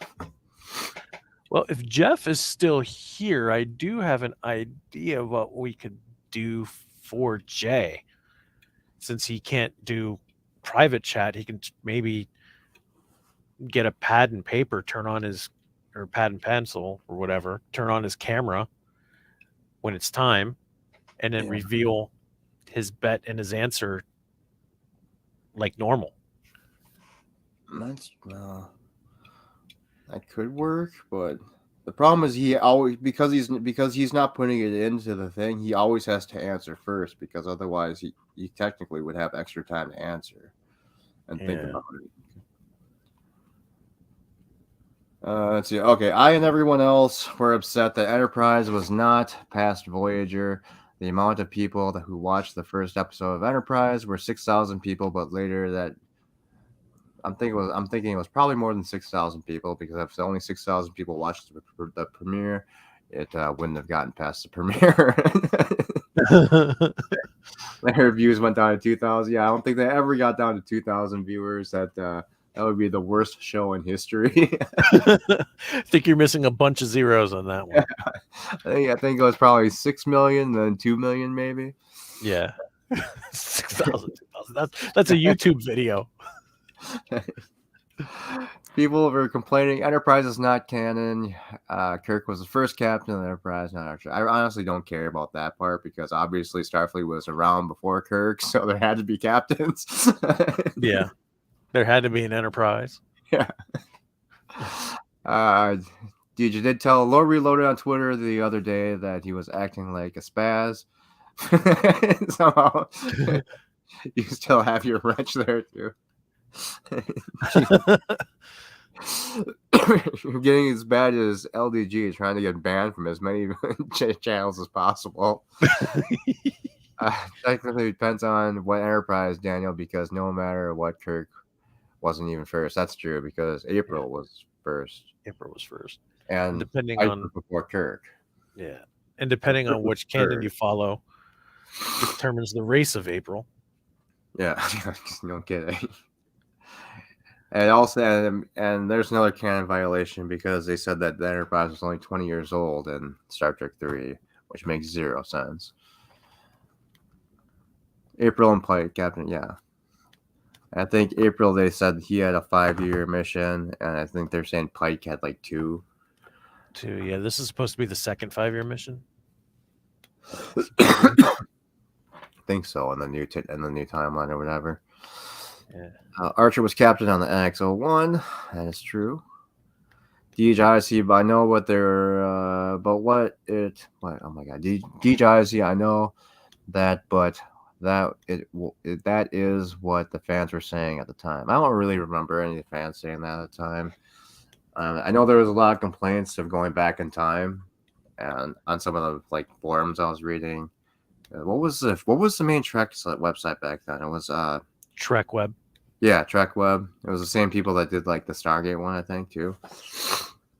I don't think he. No, it wasn't. Never mind. No, he didn't do a Stargate one. No, he did have. If I remember right, he did have a Stargate thread on the Trek BBS because he also ran Trek BBS too as part of TrekWeb. That's probably what I was thinking of. Yeah, I remember. I used to always go to TrekWeb to get my Trek news early on. Yeah, before, the internet kicked off. Yeah, I knew the owner and the Gustavo. He's the. I used to be friends with Gustavo, the main crew curator of the website. Yeah, because I remember he was a good guy. Because every now and then, because you could submit news articles or whatever. So when I whatever find out shit from magazines, I would sometimes write it in there as report news, and they would report it. That was kind of cool. Yeah, I never got credit for it though. I was kind of pissed about that. Oh, that sucks. Because I think I got it credit one time. Yeah. Because Trek it was during when Atlantis. No, it was one. It was right before. It was when Picard was making his first appearance in Stargate. So that was SG-1, right? Yeah. Yeah, and I put that in there and the bulletin board. And then they reported that the next day. So I was pleased with myself. What is this about talking to Satan?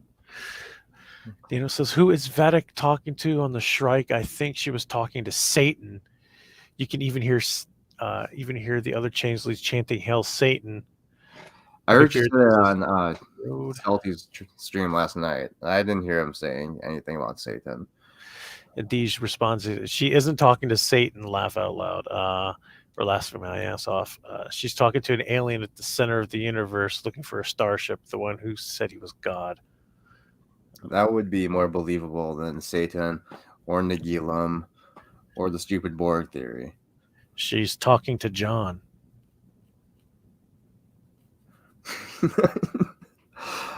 The evolution of the ships, Enterprise in the title was kind of cool. Yeah, I was kind of hoping you would see more of the earlier ships, like that Triangle ship, and some of the earlier Starfleet ships. I was kind of disappointed we never really saw any of the early Starfleet fleet. We only got those shitty Vulcan ships. The Triangle ship firing on the moon in the opening credits of the Mirror episodes was awesome. Yeah, that was pretty cool. Yeah, that's kind of what I thought they were gonna do. Like in the first season, like have Enterprise just kind of going out for a shakedown cruise, and then like we would see more of like the smaller ships that were around. I was disappointed we never got that. Oh yeah, mostly like have it based off of Earth. Yeah, well, I wouldn't even really want it to be totally based off Earth because that would just get boring. But just like more just developing the ship because it seemed like it was brand new, their first Warp 5 ship, and it seemed like perfect out of the gate and way too powerful. If it was like how season 4 was, I think would have actually worked out if that was season 1. Yeah, I would have accepted that more, probably. Yeah, and then build it up to the Romulan War. It would have survived. Yeah, the whole Xindi thing was just completely just capitalizing on the tragedy of 9/11. It was too soon, too. Yeah, exactly. Like, this is in bad taste, and then they made T'Pol into a crack whore. Yeah, it was terrible. I couldn't stand season 3. I mean, I liked some of the final episodes of season 3 because it started actually getting good, but it was one of those story arcs that just got dragged out way too long. It was just so unbelievable how much of a beating that ship could take and just stay in one piece and just not be destroyed. I mean, there are holes everywhere in that thing for some reason, and they can still maintain atmosphere. I just had a problem with that. And conveniently, they just stopped.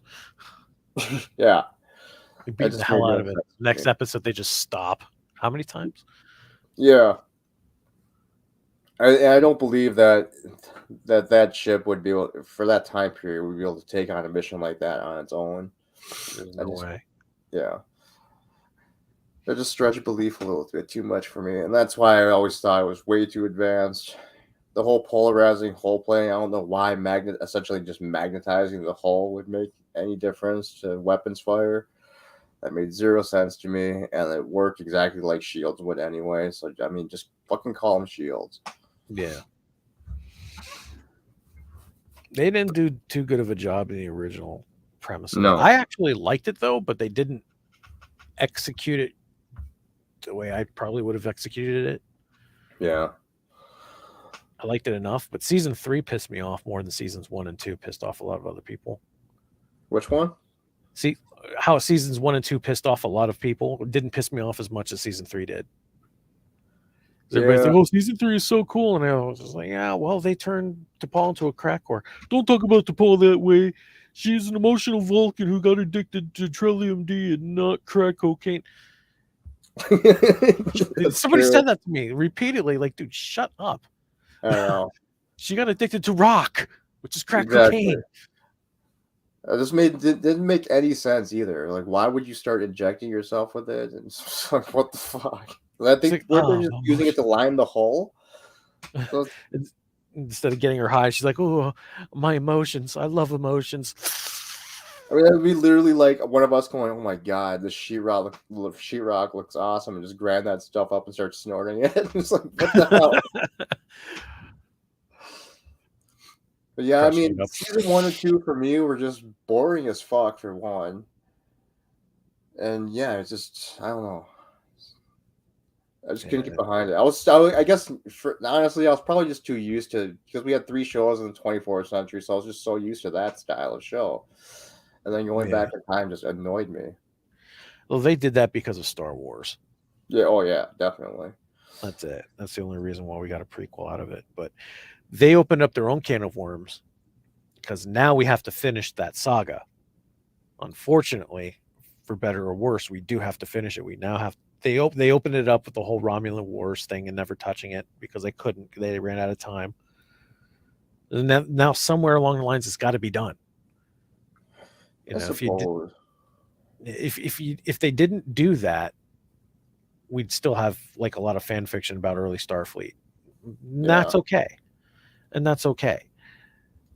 Because that's where Star Trek used to live in our imaginations. But the minute you open up any kind of storyline and you leave it open like that, even after cancellation, now it's about the right time to have like a movie or something. It doesn't have to be, in the movie theaters. but there should be something. Yeah, I mean, I would agree if it wasn't the current regime running it. Right.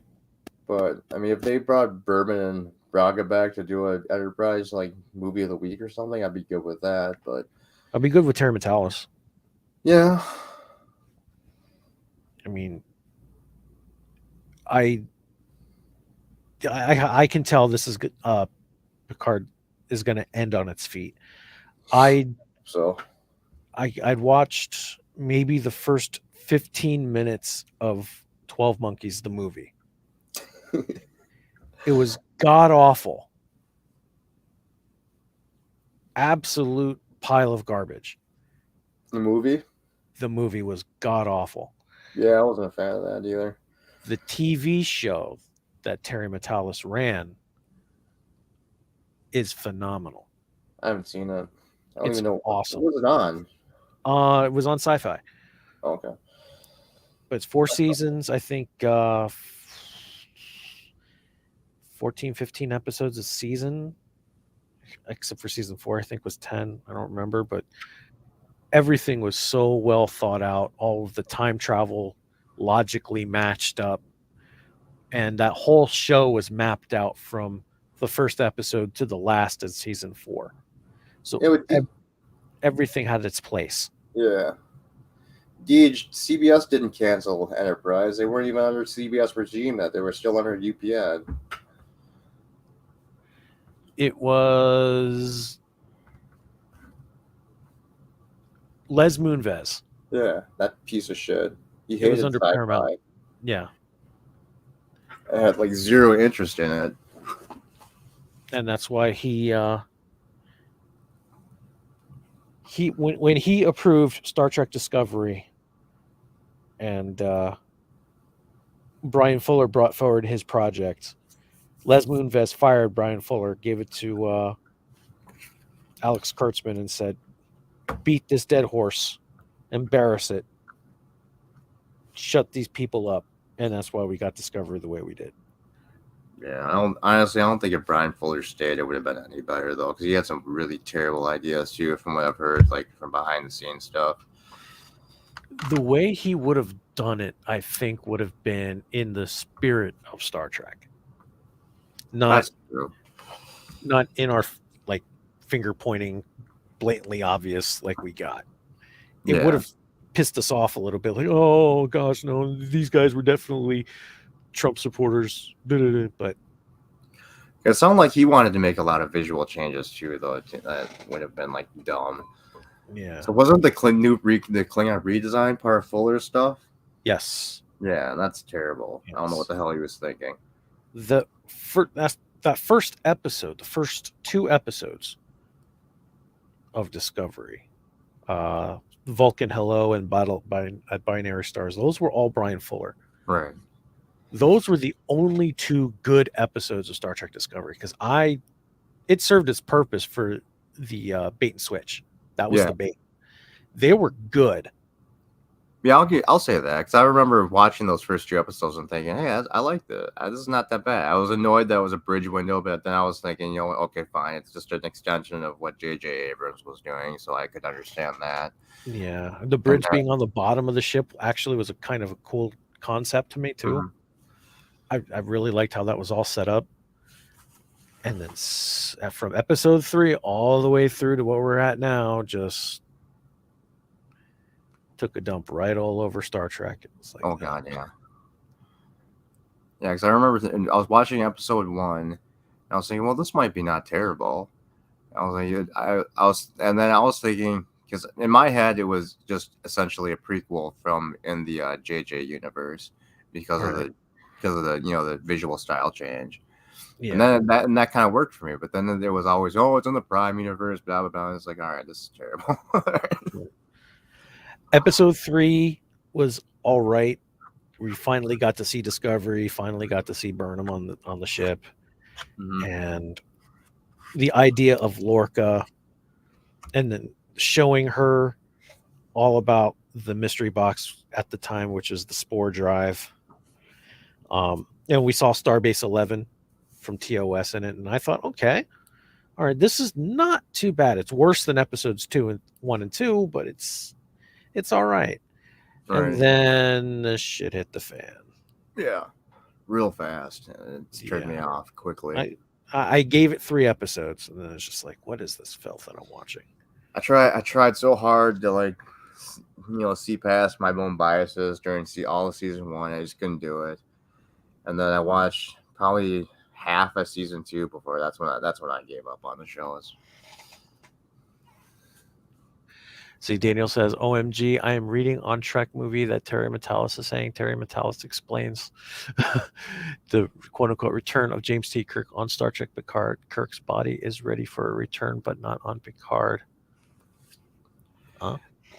Yeah, I didn't read that article, but I saw that shitty, I'm sorry if anyone at Popcast sees this, but I saw the shitty video that Popcast put out today, or yesterday maybe, about possible return of Kirk, which just sounds terrible anyway. It was literally a total clickbait video. They literally had any news that would like even point to Kirk coming back, except for being like, "Hey, you saw a skeleton on the screen." It was like, "You fucking pieces of shit."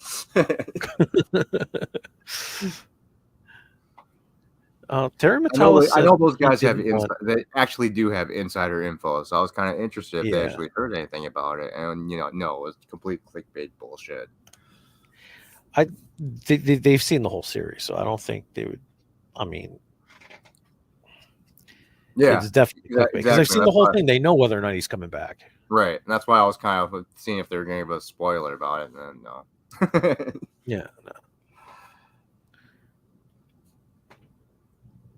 Daniel, I don't put any stock in what Shrek says. Yeah, Shatner's book, The Return. Exactly. Shatner's not too old. He is too old. He's 92 years old. The man is way too old to play Kirk anymore. I mean, good God, all the next generation people are pretty much too old to be playing their parts right now still. Except for he Worf, doesn't look kind of like normal still. Yeah. And Shatner doesn't look 92, but he needs assistance like a 92-year-old person. Did anybody see him on the the Jeff Bezos ship when he went up into space and came back down? Everybody had to help him. Yeah, well, I think everybody needs help because from the microgravity. But usually that's like after a prolonged stay, not like fucking a few hours in space. Yeah. Everybody else is coming up off the ship like normal, and he's coming down. He needs nurses and handlers. Mm-hmm. Man can barely stand. I mean, he might be as healthy as an ox for 92, but and if he does end up coming back, that'd be kind of cool because I trust it'll be handled well, but I don't think he is. I mean, it would literally be another Picard situation where he's always sitting down. So you couldn't have him running around doing anything. Right. I also think he's healthier than Patrick Stewart is. That's true. Paul Wesley was playing. Kirk did come back in Strange New Worlds. That's true, Thomas. A weird, like, discount version of Kirk. Paul Wesley was playing Kirk in Strange New Worlds, and he was awful. I tend to agree. Chris Pine was way better. I don't think Chris Pine was any better. Maybe they can bring back Chris Pine. I honestly think they should stop just going back to old characters. I think that's kind of the problem. Let them sunset. Yeah, just make a damn new crew if you're going to do something new. I mean, I know they tried that with Discovery and completely failed, but I mean, if good writers come in, I think we can come up with another crew because I'm tired of seeing Kirk and Spock anyway. They had their time in the sun. It's over. Put them down. It's the only humane thing to do. Exactly. I don't want to see retirees in space anymore. Let's get a new crew and just have a good adventure. I mean, they did a good job. They did a passable job with Voyager. Yeah. They did a good job with DS9. That was a different crew. So we know that, if good writers are there, they can come up with stories with a brand new crew. I don't see why suddenly we can't do it anymore. And they didn't need to lean on the previous shows. Right. They just used it as a springboard, like in like one scene, like TNG, they had McCoy, and that was the end of it. Yeah, exactly. DS9 they had Picard. Well, they had Scotty too, but that Oh, yeah. was a complete fan service episode. Right. And they also had Spock. But Spock thing, they were promoting Undiscovered Country for that. Right. Yeah. For that series of episodes. So there was an excuse there. But and DS9 had Picard for a couple of scenes. Voyager was on DS9 for a couple of scenes. Yeah. But also had some of the TNG crew. The only thing I was kind of annoyed with when TNG and DS9 were running concurrently, I always thought it would be awesome to like have a 2-part episode that starts with a Next Generation episode, and the second part is the DS9 episode, because they were always running back to back. Yeah, that would have been cool to see. Like, was it Birthright? With part 1 was on DS9, and they had Bashir come aboard, and then Worf got that information about his father. Yeah, if they would have had like part 2 being a DS9 story, that would have been really cool. Yeah, or part 1 would have been the DS9, like a full DS9 episode. Yeah. To be continued on Star Trek Next Generation. Which was weird. Hmm? They just never did crossovers well, which was really weird. Yeah. I mean, if they could have done some really awesome like movies of the week since that was the time when they were starting to do their 2-parters. So that would have been really sweet to actually do that. Yeah. Not like the joke that they're planning on with Strange New Worlds at Lower Decks. Yeah, I still don't see how that's gonna work. I don't see it either. I mean, I don't mind Lower Decks because I don't take it seriously, because I take it as a parody comedy show. Yeah, it's not canon. I mean, as if far they're as I going to know. take it seriously, I mean, I just don't see it. I also don't think Prodigy's canon either, but That's true. well, people like Prodigy, but Prodigy's so good. I don't see it. Like the last 2 episodes were probably the most decent that entire show has. Yeah, I mean, I don't really mind it. I mean, I give it I give it a pass because it's written for kids. Yeah, or at least supposed to be. Yeah, that's kind of the only reason I give it a pass. But otherwise, I mean, if they were saying that Prodigy was a serious Trek show, then yeah, I'd say it's hot garbage. But yeah, same thing with like that Camp Cretaceous show for Jurassic Park. I mean, I was watching it on Netflix. I didn't think it was a terrible show, but then again, it was also made for kids, and and that's why nobody's getting eaten. I mean, not for a second do I think a group of kids would last on a dinosaur island for fucking 5 seasons. At least not with the whole cast intact. Yeah, exactly. So I mean, if you take those shows seriously, then yeah, that doesn't work. But if you acknowledge that it's made for kids, then they do work, for me at least. And they're just entertaining, like mindless watches. TAS pisses me off a little bit, and I know this is going to piss off John and Jeff, but I can't stand that show. TAS it's too difficult for children to understand, and it's too convoluted for adults to sit through. I just didn't think it was well made, even as a kid watching it. I think there was like one episode there was probably more than one I watched, but the one I remember was with the one with like the holodeck room, and like Sulu was like screwing around with the controls, and I kept like switching from environment to environment. That's like pretty much the only one I remember. I mean, probably now if I go back and watch all the episodes, I think more or less I would look for all the cells with spilled coffee and cigarette stains on them. Yeah. They came through in the final product. See, I don't really think TOS was terrible, but it's just way the fuck too campy for me. I just don't think it aged well. No. I mean, it's too much and like everyone was acting like it was a stage play too for some. And I know that was just the acting style back then, but it's just, for me, it just doesn't work. And I didn't really start liking. I mean, I watched TOS all the time when it was on TV as a kid because it was always on. But I mean, it was just a fun watch, and I didn't really take it too seriously back then. I didn't really start getting into it until the movies started coming out, and I thought those were friggin' awesome. And I'm surprised they didn't cross over with Batman at some point. Yeah, it is the same era of production, mm-hmm. and it was, I think, some of the same associates, I think, were involved in both shows. So. I think so. Yeah. The Deej has quality an was idea. How about a Star Trek nursing home? You can have Kirk, Sulu, Chekhov, etc. Sulu would not be allowed. He'd be back in some weird concentration camp. Oh no! I can't stand Sulu. And I hate George Takei. He's a shitty human being.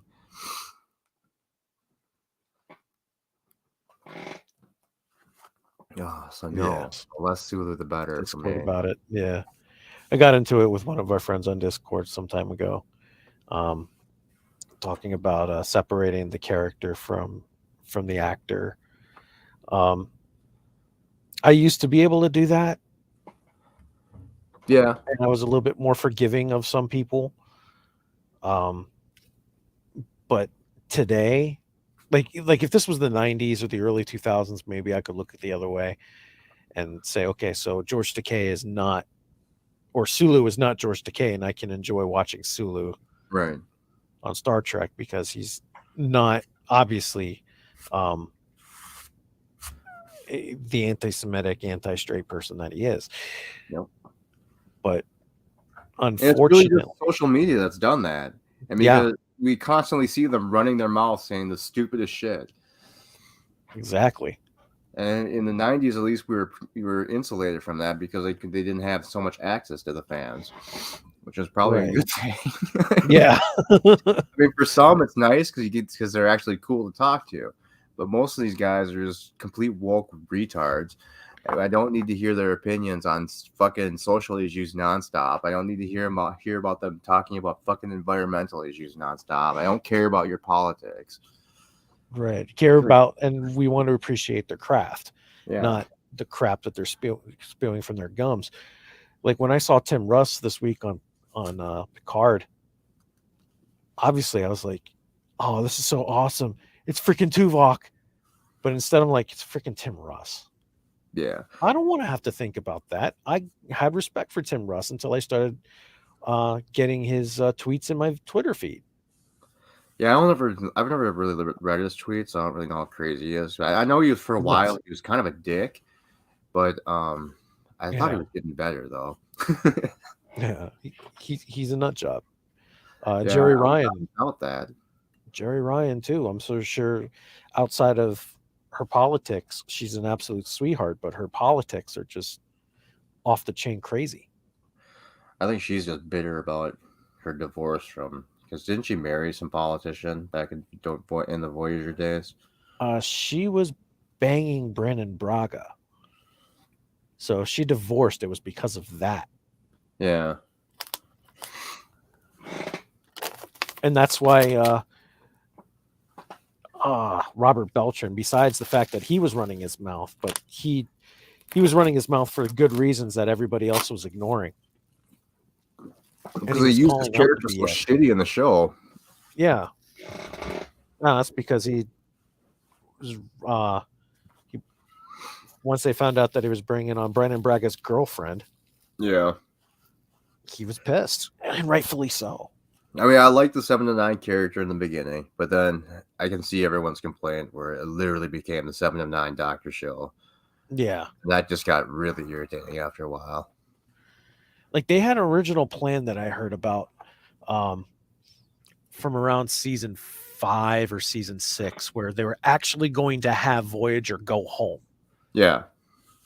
And then they would deal with the consequences of the Maquis and their entire voyage, and have like the Hirogen come into the Alpha Quadrant, and then they'd have to deal with all of that stuff for a couple of seasons, and then ended at season 7. But then someone said, oh, that was going to be a bad idea. And then all of a sudden we got like half the episodes from season 5 took place in sick bay. And the other half were all in the freaking the Borg cube set and the cargo bay set. Yep.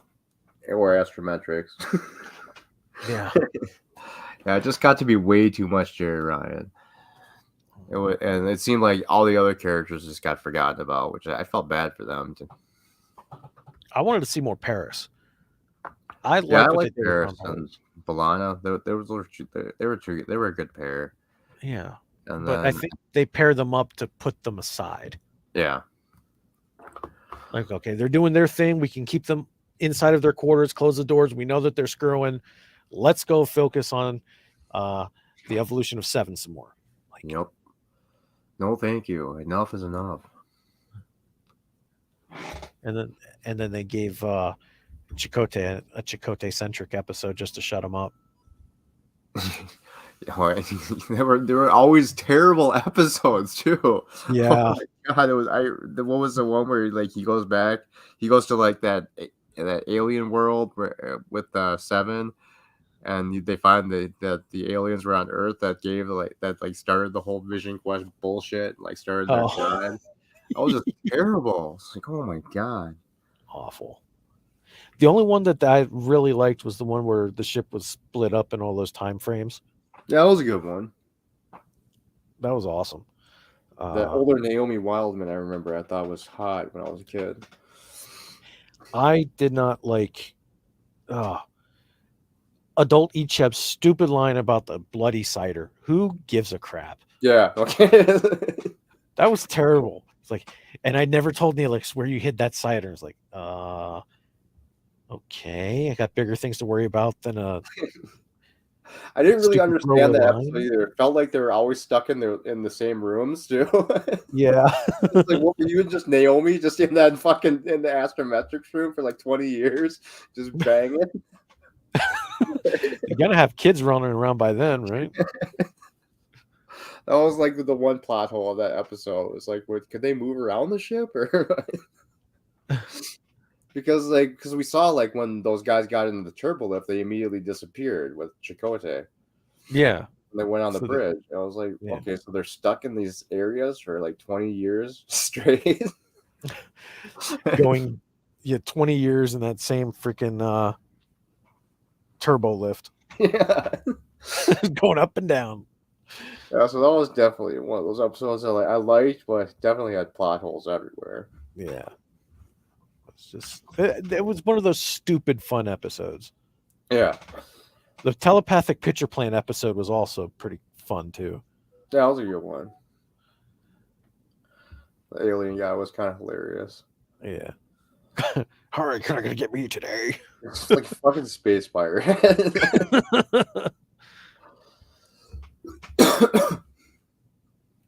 I hated the episode where Seven was alone on the ship. That was terrible. Oh man. Any Seven-centric episode outside of Dark Frontier and Yeah. Unimatrix. Well, even Unimatrix Zero, I'll quit. No, I kind of liked Unimatrix Zero. Dark Frontier was good. Outside I of like that, Unimatrix Zero, the stuff that wasn't in Unimatrix Zero. I like the ship stuff where they're actually fighting the Yeah. Borg and everything. but outside of that, I don't really care much for Seven. Yeah, the multiple personality episode, that was terrible. Jerry Ryan acting for the different parts was just comical. I couldn't stop laughing. It's awful. Oh no, you should have Oh, it seen. says she was going through a divorce with him, and yeah, it was that guy from Illinois, the right winger guy. That's right, Deej.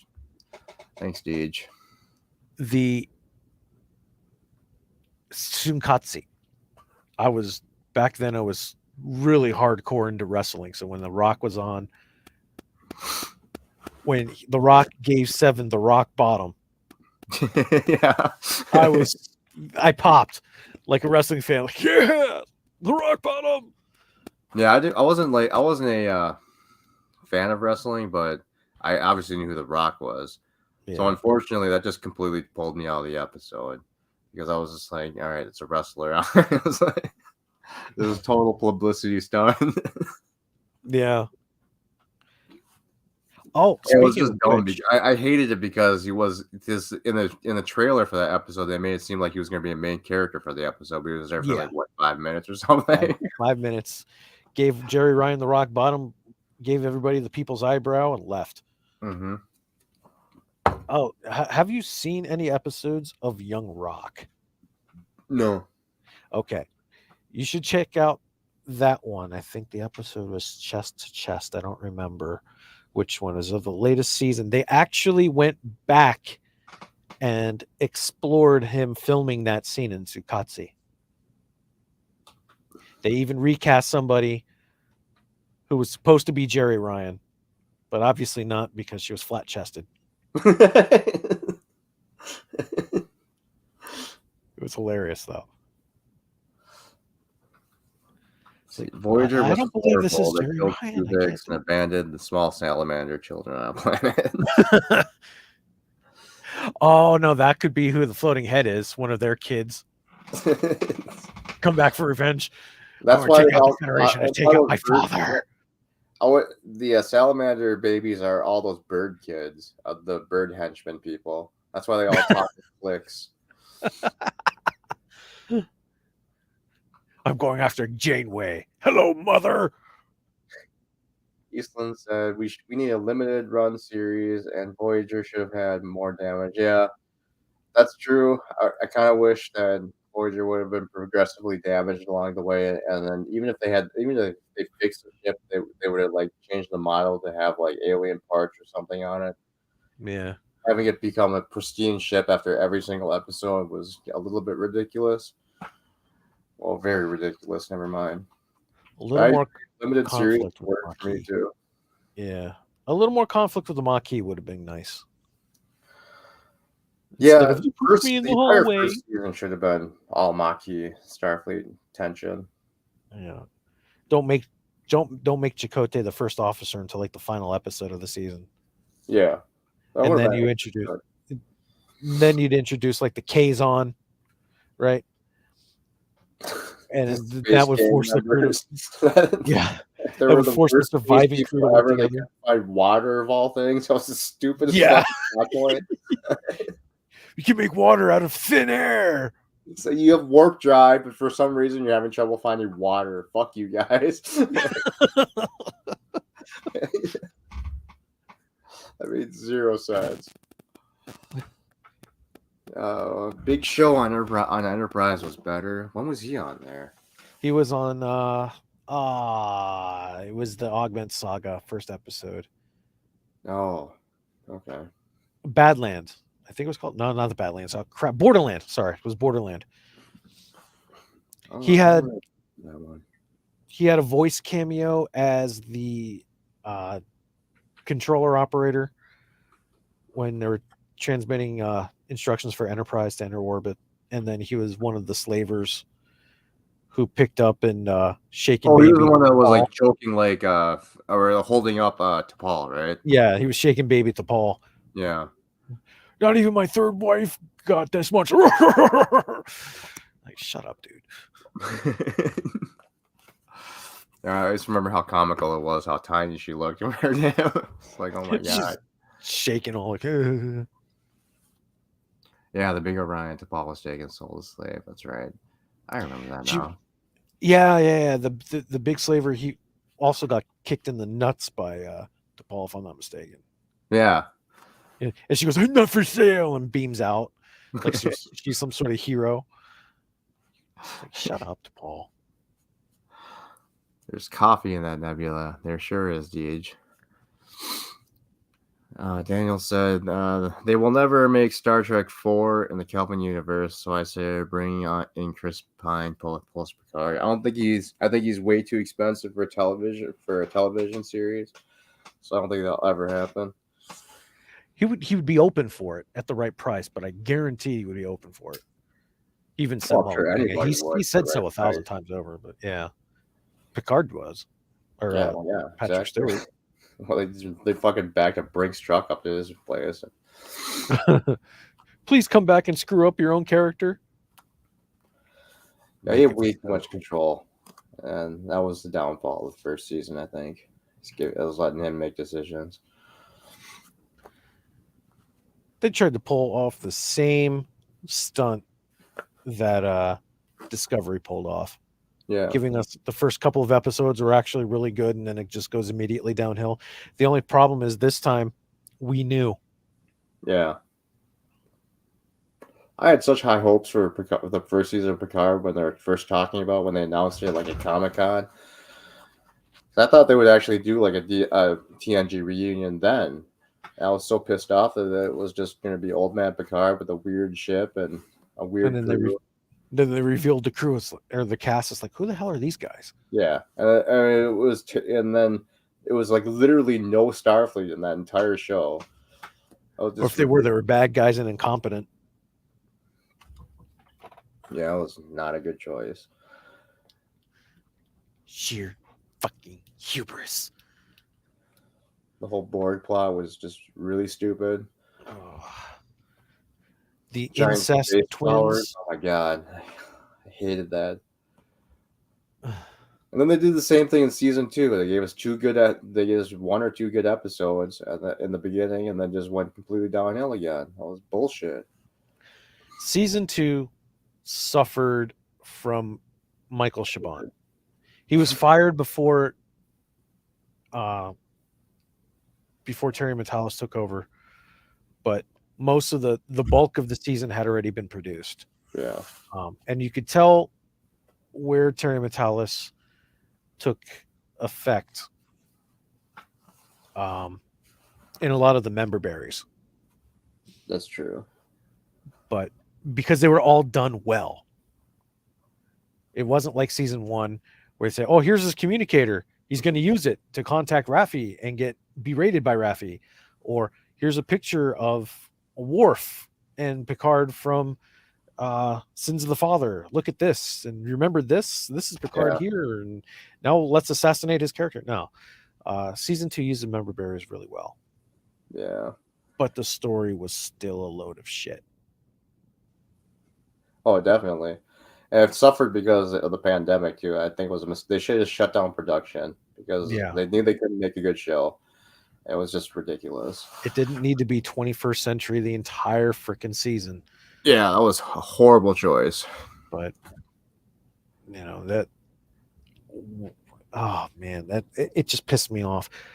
The problem is with Michael Chabon. Yeah. And his influence on that story was already done.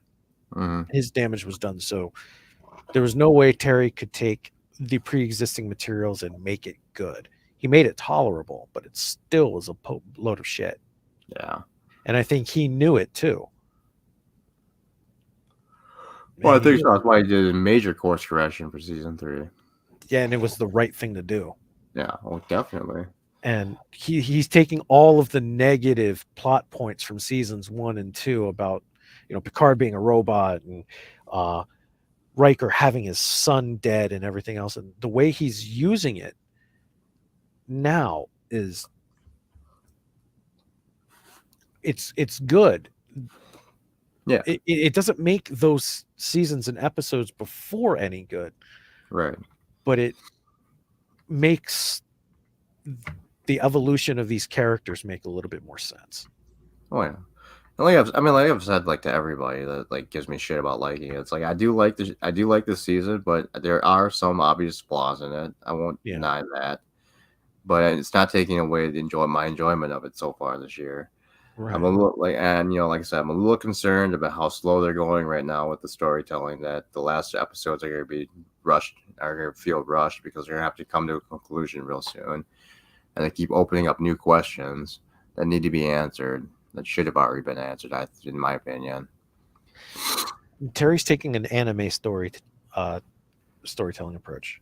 Yeah, that and novel storytelling approach, and it works in written form, but in television form, it just doesn't really work. It just stretches things out too much, I think. Yeah, me and him on Twitter sometimes we talk about anime. Not in DMs and public tweets and everything, but he's a huge anime fan. He likes a lot of the animes that I liked, and he's 10 years older than I am, but we grew up on the same in the same animes and stuff. And a lot of the Picard season 3 storytelling invokes a lot of old school Tenchi Muyo, where you have a lot of this filler, and then towards almost the climactic episodes, you have one full episode of exposition, right, to But even reveal with anime, it works enough. in anime because you've got like on a minimum usually like 50 some episodes, you know. Yeah. And trying to squeeze it into 10, it just for me it just isn't. It's not gelling the way it should. It's like an OVA rather than a TV series, Yeah. like a TV series. I can see that. Yeah. Daniels with another awesome comment. Remember when Star Trek Voyager when Seven came on everyone? Oh my god. Leaving snail trails all over the corridors.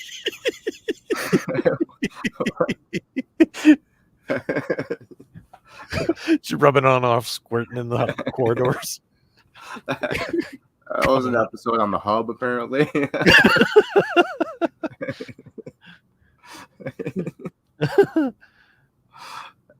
Best part of Picard taking Icheb's eye. Just like Manu, he deserves having his eye being ripped out from it. Yeah, I mean, I remember when he was on Salty's stream, he was kind of talking like a semi-normal person, but then he just turned out to be a total piece of shit.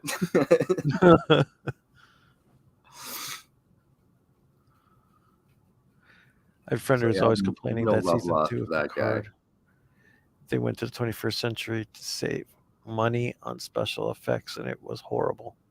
Yeah, that was a terrible.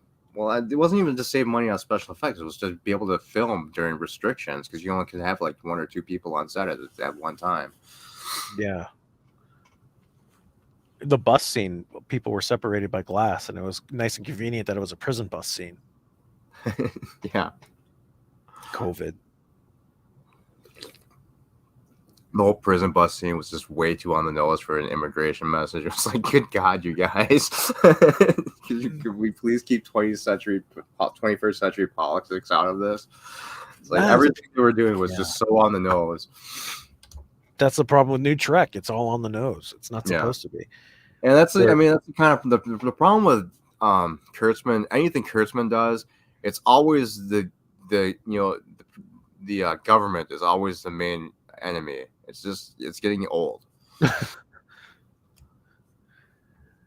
Yeah, that's another reason why I really like this season of Picard, because you do have, and I'll say this because I muted Jesse Gender when he said his rant about dead naming and support for the transgender community, and I put him on mute because I was like, this character is a troll. Yeah. A huge troll. And then Doomcock went out and retweeted Jesse Gender. He was like, "Oh, this confirms that Terry Metalis is a tool, this and that." And then I watched it.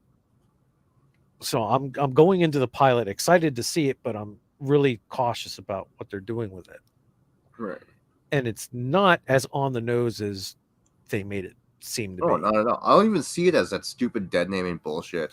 I'm getting a little tired of the LGBT community just literally pushing their ideals on things that aren't there.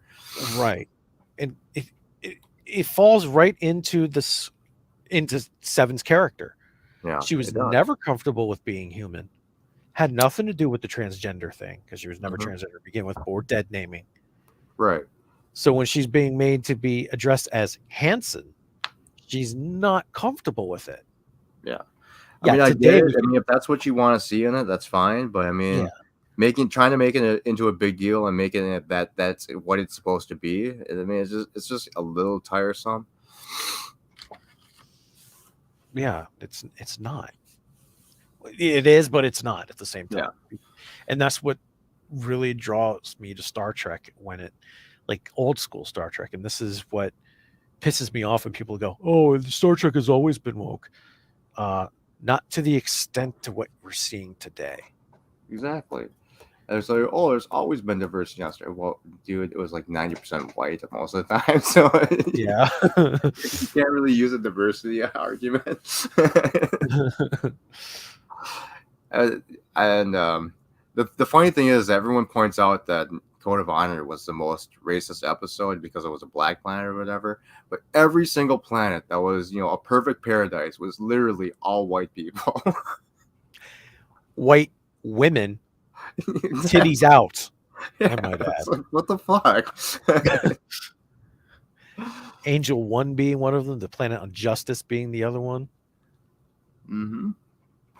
And with all the screwed up planets is the ones you would find that were actually mixed people. People of color. It's like, holy shit. I honestly, I never noticed that, like, watching it growing up, but like when I go back and watch it now, it's kind of like, well, this pleasure planet is all white people. They're beautiful blonde people. TOS was bad too, with what, 4 Indian planets? Yeah. And then that Perfect Society and TNG with all the augmented people. Yep. It was just a one black dude, and he was the asshole. One black dude, the asshole, and he was the leader, if I'm not mistaken.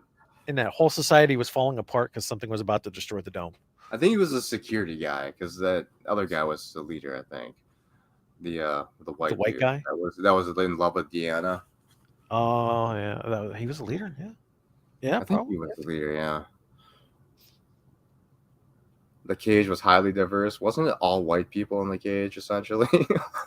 Yeah, one woman. Well, a couple women. Deej got offended when they call me sis. I'm a man. End of story. I don't even understand what cis means, to be honest.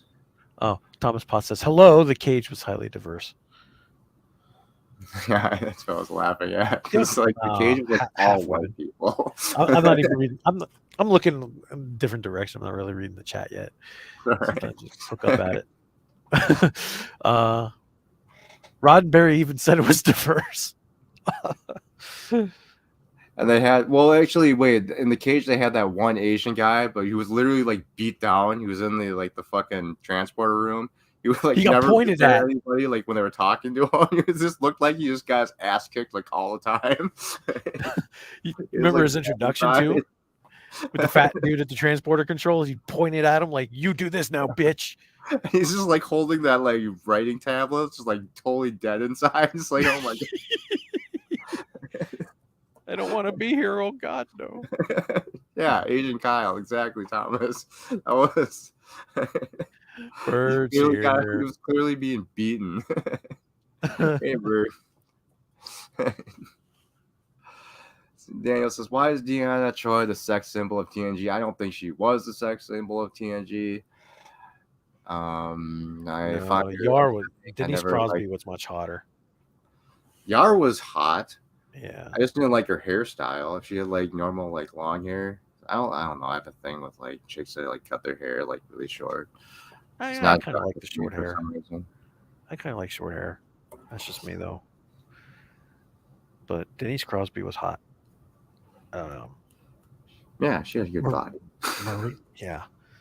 Marina Sirtis was definitely not. Gates McFadden was hotter than Marina Sirtis. But I wouldn't consider dating Gates McFadden. Yeah, both of those two, for some reason, like people saw them as sex symbols, but I never did. No. I thought they looked fucking ridiculous in their weird stretching scene when they're like wearing their like leggings, their like leotard over their leg. They're like fully clad in like spandex. It was just like the gym scene. Yeah, it was just weird. I never thought that was hot. The only hot episode was Beverly and the Sex Scandal. Yeah, live orgasms on camera. She's literally just masturbating when Picard walked in. He's just like, "Oh my, Beverly." she really did come in during the filming of this episode. Speaking of coming on people, there, Daniel. She's just full on going at it. Picard just walks in on her, just like stares at her all creepy. That's when Jack was conceived. Oh gosh. Sela was not hot. Daniels, I won't accept that. Sela was disgusting. The Romulan costumes didn't do her any favors either. She like looked completely boxy. Yeah, by then Denise Crosby had aged out. Yeah, that sounded wrong, but still, yeah, I said it. That's true though. Yeah. Yara's sister was pretty hot. Yeah, she was. Wasn't she like Sarah Connor or something? She looked like it. I think she played Sarah Connor in that TV show. Leah Headey. I don't know. I remember watching like a couple episodes of that. She did look like an 80s Linda Hamilton. Yeah. She even had the camel toe, too. Shelby was hot. She was all right. She was just a bitch, though. Elizabeth Denny. I was young Yeah. enough to think she was hot. Yeah, I probably was. Thinking back now, I probably did think she was hot. I can't remember who I actually thought was hot in Star Trek Yeah. for the first time. I think it would have to be. I'm going to get stoned for this, Nicole DeBoyer. She was pretty hot. Yeah, I actually kind of liked her more than Jadzia. I did too. Like in later seasons, because I remember when Jadzia first came out, I thought she was friggin' hot. Yeah. But then in later seasons, not so much for some reason. There's really nobody in Such a New top- Trek. Is there anybody in New Trek that Jess Bush is hot. Who is that? Nurse Chapel. She's alright. She's got a good body. Yeah. I also think the chick that plays Sydney LaForge is cute. Yeah, she's pretty cute. Oh, Issa Briones, Dodge, and Soji robots. I could see that. I was never really into those two though. To me, she's freaking gorgeous. It's my racism coming out. She's a little too Asian for me.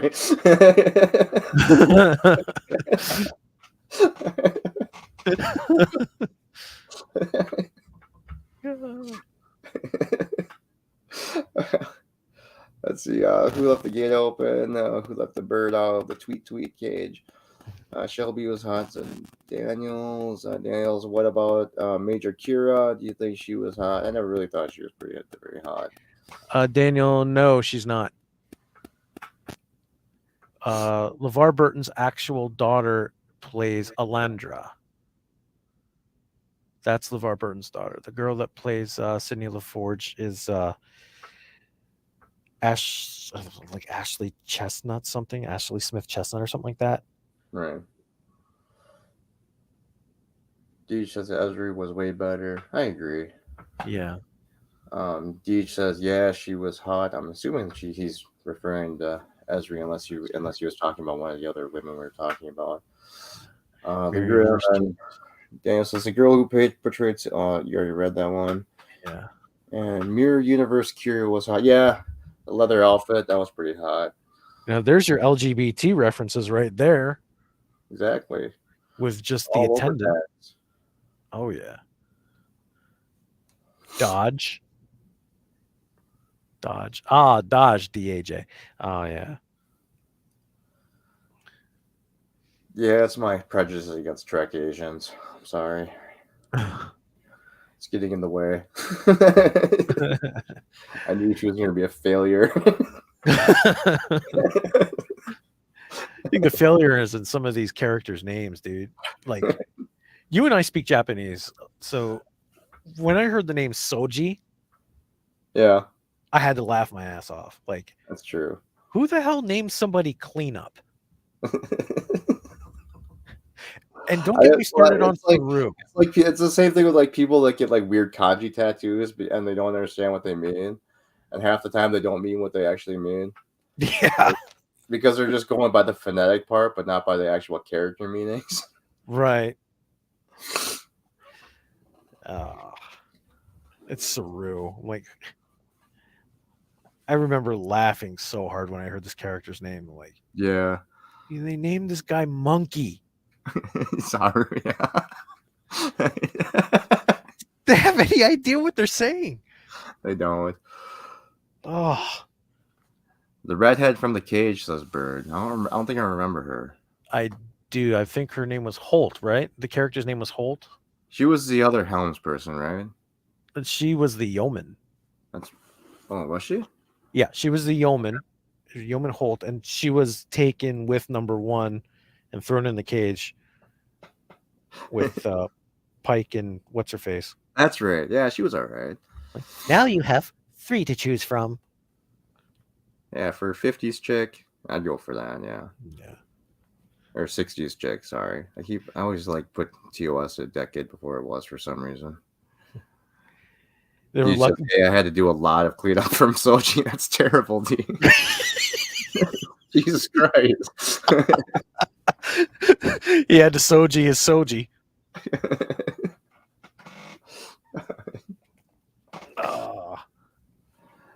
Daniels, do you think Nurse Pulaski? No, nobody in their right mind thinks Nurse Pulaski is hot.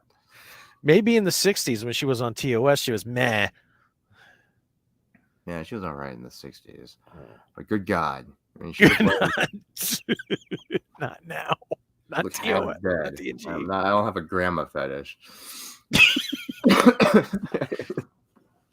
Poor Jay Aldrich. He loves her. Big Pulaski fan. Like, oh. And Terry Metalis made that tweet. It said Pulaski's already in it. It's a picture of Diana Muldaur in the floating head. Oh God, I hated that character so much. Arrogant biatch. Yeah, it's Doctor also. She was a don't demote Pulaski. That's all. Nurse Pulaski. Lars is still adorable. Yeah, she's still doable here, and she's like 900 years old too.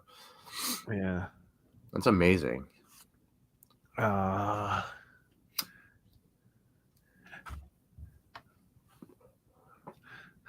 Jesus would have banged Bator. What the fuck, Deej? Poor Lursa. Lursa would have jumped in on that too because she's nasty.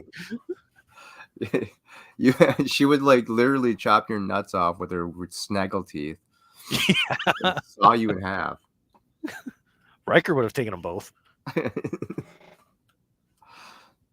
Oh my God. That was that disgusting Klingon woman from that episode. It was like, really, Riker? What the fuck's wrong with you? They are curious. How you would endure.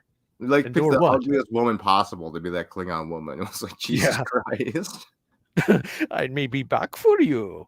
She's serious? Like, please don't. Yes. Beam me off the ship now.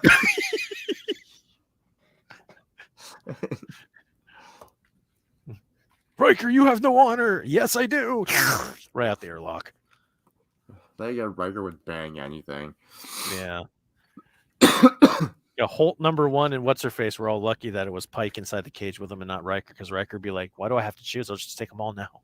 Exactly. You probably just bang that giant alien head, dude. Yeah. Thomas says walnuts. Klingon vaginas have teeth. I wouldn't doubt it. I would say that's probably true. Well, that would explain why Ash Tyler was screaming in agony when he was yeah. Morel. He wasn't getting cut up. He was getting cut up down there. You never see a Klingon woman eat. That's why. They're just shoving their pants. That's where their mouth actually is. They got chainsaws for teeth. Good morning, Yvette.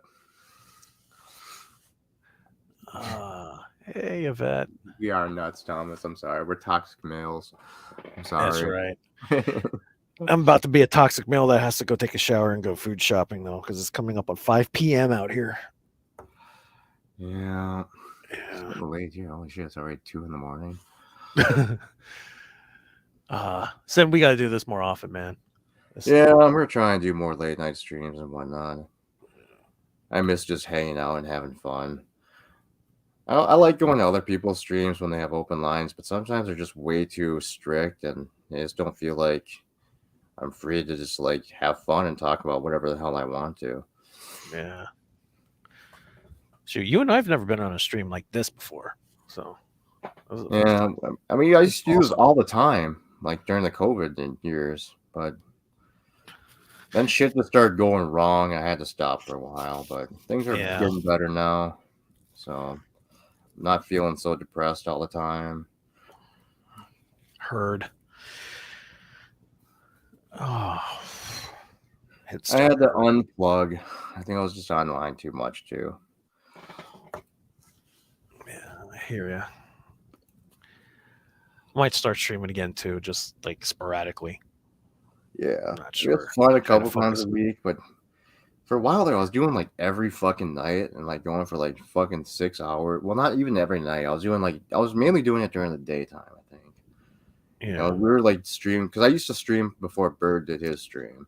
I'd like start at like 9 in the morning or something and like end like right before Bird did his stream. So it was like 6 hour streams and it was just getting way too much.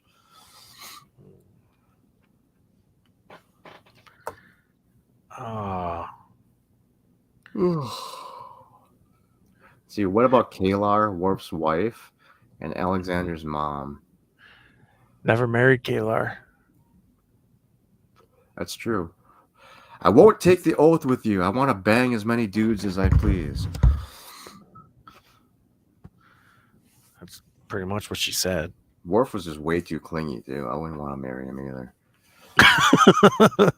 You must take this oath with me. Shut up, Worf.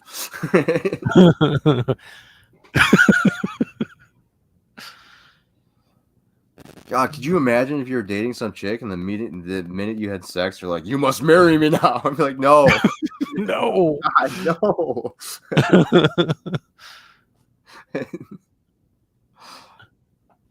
Oh. She comes back a year later with a 5-year-old. It's your baby. Huh? No wonder why Worf was questioning it. It's like, didn't we just bang last year? This child is 5. How is it mine? Are you my daddy? Yes. I like the Kalar actress better when she was the woman Q. I kind of liked her as the Vulcan nurse. What was her name? Solar? Solar, yeah. Really quick. She did such a shitty job on that episode. Oh, she was a doctor. She wasn't a nurse. Find that old man, and she was a terrible nurse, I guess. So they fired her and brought in fucking Nurse Ogawa. God damn it. Deej, I'm very scared to click on the link you're sharing, but I'm going to anyway. All right, I'm going to do it too. StreamYard. I go to my channel to get the link. It's better not be weird. It's one of your videos. Oh, he's clipped it. So where I like the D both ways. You fucker. Fuck you, Deej. That's it.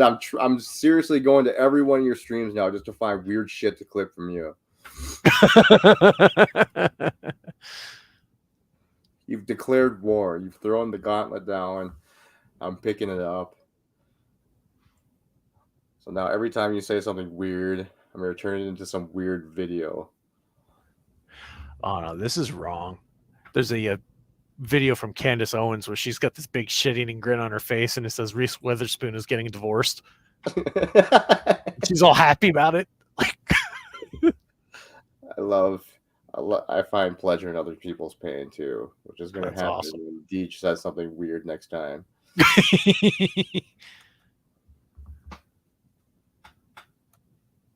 He's not even going to know it either, because I'm just going to lurk in there. So he doesn't know I'm there, so he's off his guard.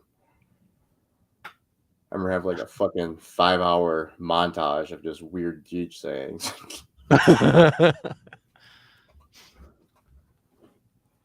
Too bad we can't clip the chat. Exactly. I like you, Daniel's hot topic, but you should reword everything you're saying before you send it. Everyone seems to be coming on everybody. That's fucking weird. I think you're watching the wrong shows. You should probably send me the links of the shows you're watching because they sound a lot better. Yeah. Especially the ones with the starships coming all over the place. I want to see a starship come on something. The spooge would destroy an entire planet. Oh my god, the Enterprise impregnated an entire solar system. I already said that's what I would do. Literally, if I had a holodeck, everyone's like, "Oh, I would simulate such and such woman." Fuck that. It would be every single weird anomaly out there. I would just fuck everything. Nurse Ogawa was nice if she asked to come to her place for coffee. I wouldn't say no. Have a good breakfast. Have a good day, Yvette. Enjoy, Yvette. Yeah, I would literally defile the fucking Celestial Temple. One of Michael Chabon's final FUs. Picard Season 2, The Pussy Ship. The Borg ship that just spreads eagle and all of a sudden it's a big giant cunt. Danny. Like it's even got a clit and a labia and everything. It's like, what the hell, dude? I would say no if Ogawa was covered in all hair, like in one episode. I would say no, period, to Ogawa. I like Asian women, but not her. Patty Yasutake was not cute. She's literally barely a step above Keiko, and you all know my opinion of fucking Keiko. Rosalind Chow. Her weird ass offspring that she produced. I don't know what the fuck happened to her kids, but all of her kids, both of her kids have weird ass Gowron eyes for some reason. Pretty sure she was cheating on O'Brien with fucking Gowron. She's got Gowron eyes. She kind of does too. Yeah. Yeah. Think about it. The episode where she was possessed by the Paul Wraith. Yeah. I can make her heart stop, Miles. She all got all Gowron on her. Yeah. I wish she would have stayed on Earth more often. O'Brien should have literally just divorced her. That would have been the best movie of O'Brien's career. Probably wouldn't have suffered as much. It was just the galaxy rebalancing things and just making and punishing them for. Yeah. Sin, thanks for having me on, man. I got to get going. I got to do this food shopping stuff. Have a good day. And have a great night. Enjoy the rest of your stream. Oh, we won't be on much longer. Vedic win. Oh, all right, Daniel. I think I'm just offended by this bullshit. Daniel, I think you're now probably banned. I hate to speak for Sin, but I think you're banned for that one. Vedic win. Someone give him. Oh, I'm sorry. You're talking about who's fighting Keiko. Kako O'Brien. Kako O'Brien.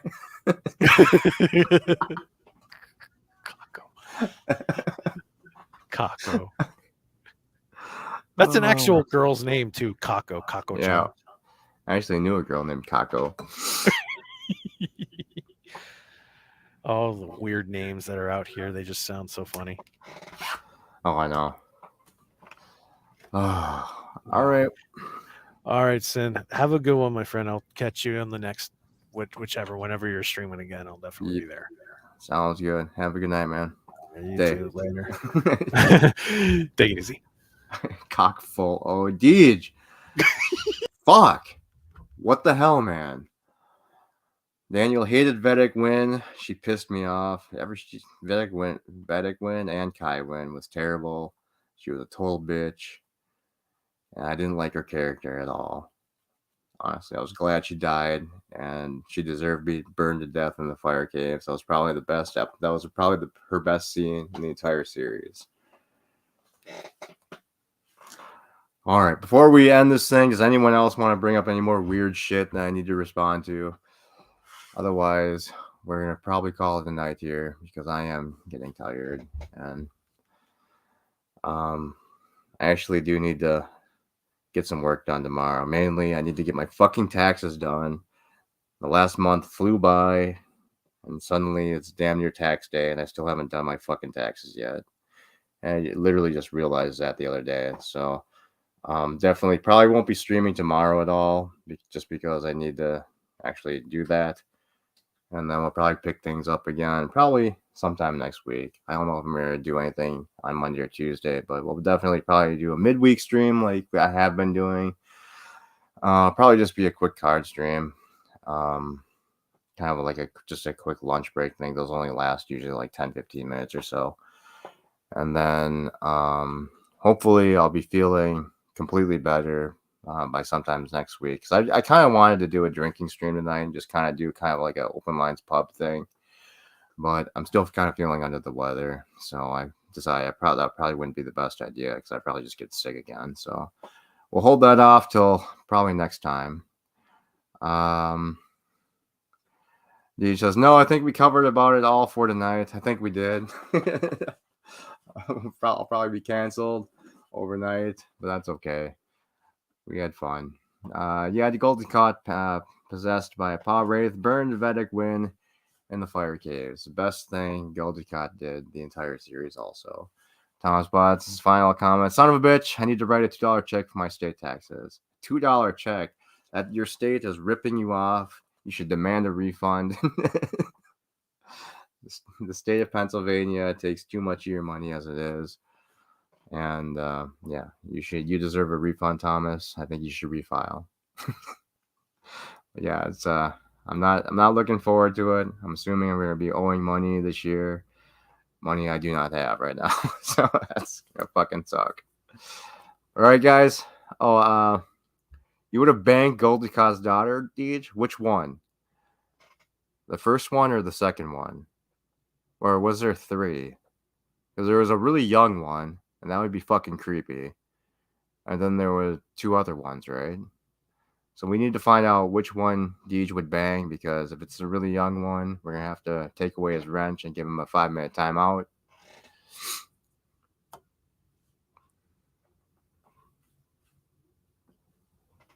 So we'll wait for Deej to see if he's brave enough to answer the question. In the meantime, Friday again. I'll probably do another Pokemon stream. Not gonna be as big as the last one. Even the last one wasn't that big, but probably just do like something quick.